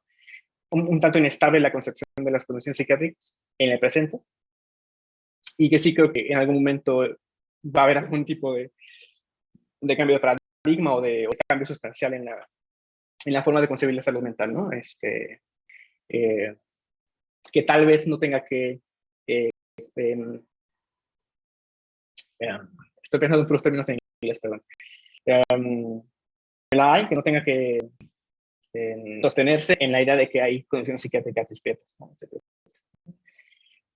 Pero bueno, no sé si tiene algún sentido de todo esto que te dije. Pero bueno, esa es mi respuesta por ahora. Perdón. Sí, muchas gracias. Pues me quedo con muchas cosas más que querer dialogar, pero bueno, por el tiempo. Mira, un día hacemos un grupo de discusión sobre estas cosas que son también muy interesantes. Sí. Claro, muchas gracias. Sí, igual esperamos que Iván siga asistiendo a las actividades del CEP. Entonces, pues bueno, si están interesados en esos temas, podemos tratarlos en ocasiones futuras para no abusar de su tiempo, pero por supuesto vamos a escuchar todavía la pregunta o comentario de la maestra Fabiola. Adelante, maestra, por favor. Muchas gracias. Iva, pues muchísimas gracias por tu charla. Yo también, igual que Gaby, me disculpo que también llegué tarde y también me tuve que poner ahí un poquito al día en el receso y tal. Súper interesante, me encanta la manera en la que estás abordando todo esto. Y bueno, yo también, al igual que Ter y que Gaby, pues estoy también interesada y con el tema de la salud, de la enfermedad mental, perdón. Coincido contigo en principio de que no debería de haber como una distinción, ¿no? Entre es una enfermedad mental y una enfermedad orgánica. Creo que en ese primer punto yo diría que estoy de acuerdo. Fíjate que aquí mi punto, o a lo que yo iba precisamente en esto de la investigación de criterios de dominio, pues precisamente yo veo que acá, lo que yo he estado como más o menos revisando, pues es que más bien es un enfoque mucho más cerebrocentrista, ¿no? Diría yo, Claro. totalmente. O sea, es qué pasa en el cerebro y entonces a qué lo asociamos y tal. Y hay muchas críticas en torno a la pérdida, digamos, del subjetivismo, ¿no? O de otros síntomas, digamos, que se pueden dar por cuestiones contextuales, por factores de riesgo, determinantes sociales, qué sé yo, ¿no? En ese sentido. Sin embargo, de esta investigación de criterios de dominio, hay una propuesta de la psicopatología evolucionista que particularmente a mí me ha llamado la atención, y acabo ahí trabajar un poquitín, que habla más bien de estrategias de historia de vida, ¿no? Entonces eso, ahorita que tú exponías el tema y hablando del orgánico y tal, bueno, de pronto fue como, bueno, a ver, entonces, sí, bueno, en este caso el autor es ay, se me fue el nombre, Marco del Giudice, no sé si lo ubicas, y entonces él propone que estrategias de historia de vida pues son en principio adaptativas, ¿no? Y que pueden ser rápidas, lentas y defensivas, pero entonces son estrategias de historia de vida, pues en principio no están como localizadas propiamente en un órgano, ¿no? En principio, diría.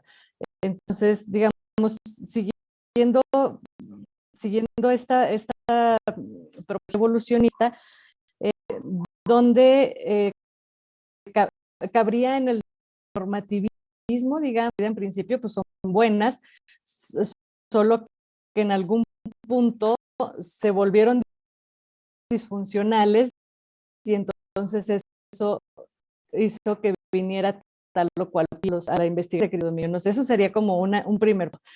Y otro sería también en relación al tema de lo mental o de la enfermedad mental, y aquí a lo mejor les sigo un poquito la línea de Gaby en cuanto a qué tanto nos pueden aportar, por ejemplo, las ciencias cognitivas. A mí se me hace súper interesante el tema o lo que se trabaja desde, por ejemplo, del Foury Cognition, ¿no? Esta parte del enactivismo, digo, se me hace interesante también en torno a la enfermedad mental porque, digamos, dejaríamos de pensarlo como algo que está nada más ahí como justo si lo ubicamos en el cuerpo, entonces está en el cerebro, ¿no? Digamos, no, sino que está pues en todo el cuerpo y que además tiene que ver con las acciones y que está en un contexto. Eso me resulta interesante. Y creo que podría, o tú qué dirías, si aporta o no, digamos, esta perspectiva como transdisciplinar de las ciencias cognitivas, ¿no? Obviamente más que el cognitivismo, enfocado más al enactivismo, ¿no? Por la línea del enactivismo. Y la última, y ya me callo, lo prometo, es la parte de lo genético, ¿no? Las enfermedades genéticas, ¿qué se diría? Precisamente porque en la parte de los genes, pues diríamos que se tiene una enfermedad porque te tocó por genes, y en el caso de la enfermedad mental, además hay ahorita muchísima investigación acerca de los fundamentos genéticos de la enfermedad mental, que eso, pues no sé, ¿tú qué dirías al respecto? Y eso es todo. Mil gracias de verdad por todo lo que nos estás compartiendo. No, muchas gracias, muchas gracias. Y, creo que sí sería interesante abrir un espacio de grupo de estas cosas. Sí. De hecho, o sea, yo entré en mi doctorado discutiendo ese tipo de cosas, entonces estoy obviamente muy interesado en estas cosas, entonces creo que será bueno hacerlo. Como decía hace un momento, efectivamente, lo que he dicho yo sobre el asunto de la investigación por criterios de dominio, no sé si es así la versión en español, perdón, ciertamente así biologicista, así claramente, ¿no? O sea, la idea es investigar en diferentes niveles, molecular, celular, y a nivel de cerebro, etcétera, diferentes aspectos, ¿no? Del comportamiento y de otras cosas. Obviamente, pues, creo yo que esta es la perspectiva más dominante en las investigaciones psiquiátricas, es esta perspectiva biologicista. Sin embargo, tengo claro también hay muchos psiquiatras, que están, tanto psiquiatras como otros expertos de salud mental, que están abogando por incluir otras cosas en biologistas en la concepción de la salud y la enfermedad mental, ¿no? Un ejemplo es no está traducido al español, pero, o sea, ¿por qué no? Es una propuesta específica de la Sociedad Británica de Psicología. Esta propuesta específicamente se llama The Power Threat Meaning Framework. Igual les puedo pasar yo la referencia, se las escribo, las paso a Liz para que se las pase. Y la idea de esta propuesta es, no solo la idea, sino el argumento es, hay un montón de estudios, hay un montón de estudios que muestran que factores sociales y ambientales y psicológicos juegan un papel determinante en la aparición y el mantenimiento de las llamadas enfermedades mentales, ¿no? O sea, de las afecciones de la salud mental, ¿no? Hay vínculos muy, muy claros entre, por ejemplo, la pobreza y la depresión, o entre ciertos discriminaciones sociales, por ejemplo, ser de grupos minoritarios y ciertas enfermedades mentales, ¿no? Entonces, parece que estos aspectos juegan un papel determinante en la aparición y surgimiento, en la aparición y el mantenimiento de las condiciones psiquiátricas. Y la idea un poco es, esto no niega que pueda haber un fundamento lógico de ello, ¿no? Pero, por ejemplo, lo que ellos proponen es esto, que creo que es además una posición estándar dentro de la ética, por decirlo así, es, sí puede ser que haya una predisposición genética, ¿no? a eso, pero también si tú no tienes el ambiente que activa, digamos, por decirlo así, los genes que desencadenan en estas condiciones, pues es menos el riesgo de que aparezcan estas condiciones psiquiátricas. Entonces, la idea es tener una perspectiva que abarque, claro, los aspectos biológicos, pero también los aspectos sociales.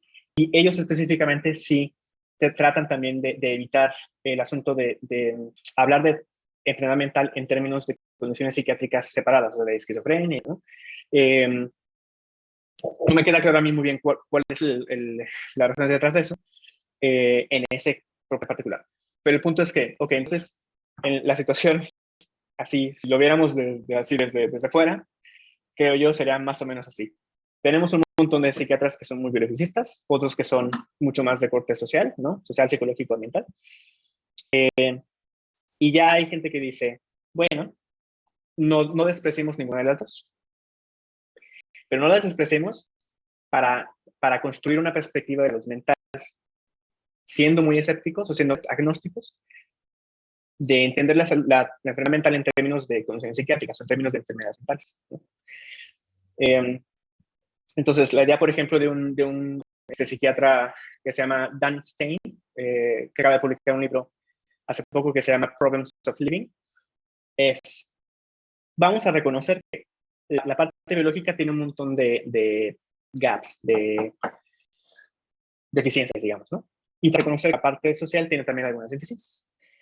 De lo que se trataría es de llenar esas deficiencias, ¿no?, en la investigación, y de construir una perspectiva, como se mencionó hace un momento, que puede integrar los diferentes niveles de explicación de la salud y enfermedad mental, ¿no?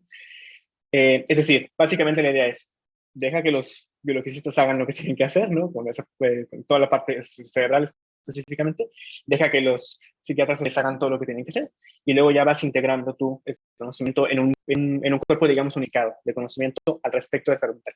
Pero repito, esto implica sí ser muy agnóstico al respecto de las condiciones psiquiátricas, o sea, de la división, digamos, de la enfermedad mental en términos de condiciones psiquiátricas.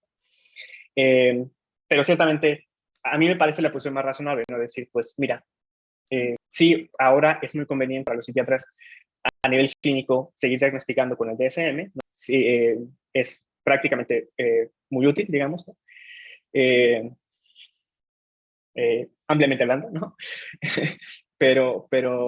Y está bien, pero sí hay un proceso ocurriendo en que probablemente esa perspectiva termine siendo desplazada de una forma, ¿no? Es decir, tanto por la investigación de la investigación por criterios dominantes como por parte de la investigación más social de la psiquiatría, ¿no? Entonces, yo sí creo, como estoy con Dan en esto, pues lo mejor es integrar, ¿no? Integras las dos posiciones y luego ves que puedes formar unificadamente con respecto a la salud y a la enfermedad mental, ¿no?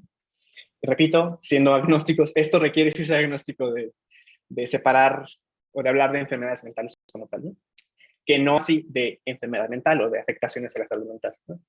Pero obviamente es amplísimo este tema, igual en algún otro momento podemos hablar y discutir los textos y todo esto sería muy interesante. Pero bueno, espero haber tocado un poco la pregunta. Y creo que ya estamos en tiempo, perdón. Muchas gracias, Iván, y por supuesto también a todos ustedes por su participación. Por supuesto, vamos a seguir abriendo espacios para que se nutran más de este tema si es que les interesa. A mí en lo particular, pues me resultó muy interesante, aunque desconozco mucho de los contenidos, pero bueno, gracias a ustedes me voy formando un poco. Para las personas que no estaban tan familiarizadas con la filosofía de la medicina, espero que no se hayan asustado demasiado, que les haya parecido una plática, a mí me parece que tuvo un nivel adecuado de claridad. Ya después consultaré con los alumnos a ver qué les pareció la filosofía de la medicina. Me despido de todos ustedes, les agradezco su participación, especialmente a Iván, excelente ponente, un excelente colega ya desde hace varios años. Repito, este es un espacio también abierto para ti y esperemos que sigas colaborando con nosotros. Belén, adelante, sí, ¿qué pasó? Perdón, es que, bueno, la verdad es que me pareció una charla muy interesante y no quería irme de la plática sin comentar algo porque quiero irme del conocimiento que tiene Iván. Discúlpenme, ya sé que estamos rayando en el tiempo, pero me pareció muy interesante la postura porque en el sentido de que yo siempre había percibido la enfermedad desde un aspecto histórico, pero cuando recaemos en el análisis, en lo analítico, es ahí cuando hay otro tipo de conocimiento también sumamente interesante. Y sobre todo a mí me hacía mucho ruido en la cabeza el incremento creciente, el incremento acelerado en nuestro tiempo de las enfermedades. Hay demasiadas enfermedades en nuestro tiempo. Entonces por ahí va un poco la participación de esto, a qué se debía, ¿no? Es otra cosa que quería citar a propósito de Foucault, ¿no? Y que también tiene que ver con esta relación que se ha establecido entre el médico y el paciente. Cuando se cambia la pregunta, dice Foucault, ¿no? Del dónde te duele por el cómo te sientes. Perdón, ya sé que no podrá comentar Iván mucho al respecto de estas dos pequeñas ahí anotaciones que hice, pero no quería pasarlo desapercibido. Muy interesante y muchísimas gracias. Ojalá pronto nos acompañe otra vez. Gracias. Gracias. Voy a intentar dar una respuesta súper rápida. Yo creía que la proliferación de enfermedades tiene que ver con que en el área, digamos, no psiquiátrica específicamente, o sea, suspendiendo el caso de la psiquiatría, diría que tiene que ver con que estamos avanzando en el conocimiento, eso quiero creer, ¿no? Y que pues cada vez descubrimos cómo funcionan los órganos o qué procesos hay involucrados y qué procesos hay involucrados en ciertos signos o ciertos síntomas o ciertos estados de los organismos. Entonces, creía yo que tiene que ver con, suspendiendo el caso de la psiquiatría, repito, que tiene que ver con este avance en más y más conocimiento, ¿no? Y en el caso de la psiquiatría, pues es también problemático esta cuestión de que pues, cada vez parece haber más y más y más categorías diagnósticas. Para algunos esto es problemático porque, pues bueno, básicamente una de las críticas es, pues puede tender a patologizar un montón de patrones de comportamiento que tal vez no necesariamente uno debería considerar como patológicos, ¿no? Es decir, cada vez es probable que uno caiga en un patrón de comportamiento que puede ser patologizado porque aparece clasificado de cierta forma en el DSM, ¿no? Que creo que hay, no sé si estoy exagerando, ¿no? Creo yo que más de 200 categorías diagnósticas en el DSM, en el 5, ¿no? Creo que son más, no tengo el exacto, pero según yo es un poco más. Y entonces, eso es un poco más problemático, ¿no? Eso tiene que ver con... también depende cómo lo tomes. Hay gente que si tomas una posición súper estricta con respecto al DSM, en la que efectivamente cada categoría diagnóstica le corresponde una enfermedad mental, por decirlo así, entonces, pues sí tienes una proliferación exagerada de enfermedades. Si lo tomas desde una perspectiva instrumentalista, según la cual todas esas categorías diagnósticas sirven simplemente por su utilidad clínica dentro del contexto clínico de la psiquiatría, entonces eso no significa que a cada categoría diagnóstica le corresponda una enfermedad, sino que pues simplemente son, por decirlo así, convenciones entre siglas, ¿no? Que dicen, bueno, este patrón vamos a tomarlo como esto porque tiene tales beneficios a nivel de investigación, a nivel de la clínica, ¿no? Y a nivel del tratamiento, cuando hay. Entonces, pues bueno, repito, en el caso de la psiquiatría es más problemático y depende mucho de la posición que tengas, pero en el caso de las enfermedades orgánicas, por decirlo así, pues según yo creo que tenga que ver con un incremento en el conocimiento. Y lo otro, no me quedó muy claro y no estoy muy familiarizado tampoco con el pensamiento de Foucault al respecto de las enfermedades, pero bueno, igual podría ser tema para discutirlo en algún grupo que tengamos más adelante. Gracias. Gracias. Muchas gracias, Belén. Especialmente gracias, Iván, por la respuesta. Ahora sí me despido de todos ustedes. Que tengan todos muy bonita noche. Nos estaremos viendo próximamente. Les repito, todavía tenemos una sesión de nuestro seminario regular la semana que viene y dentro de 2 semanas una conferencia para cerrar nuestras actividades del año. Todos están invitados. Nos vemos y pasen muy bonita noche. Hasta luego y gracias, Iván. Nos vemos. Gracias a todos. Adiós. Gracias, hasta luego. Bye.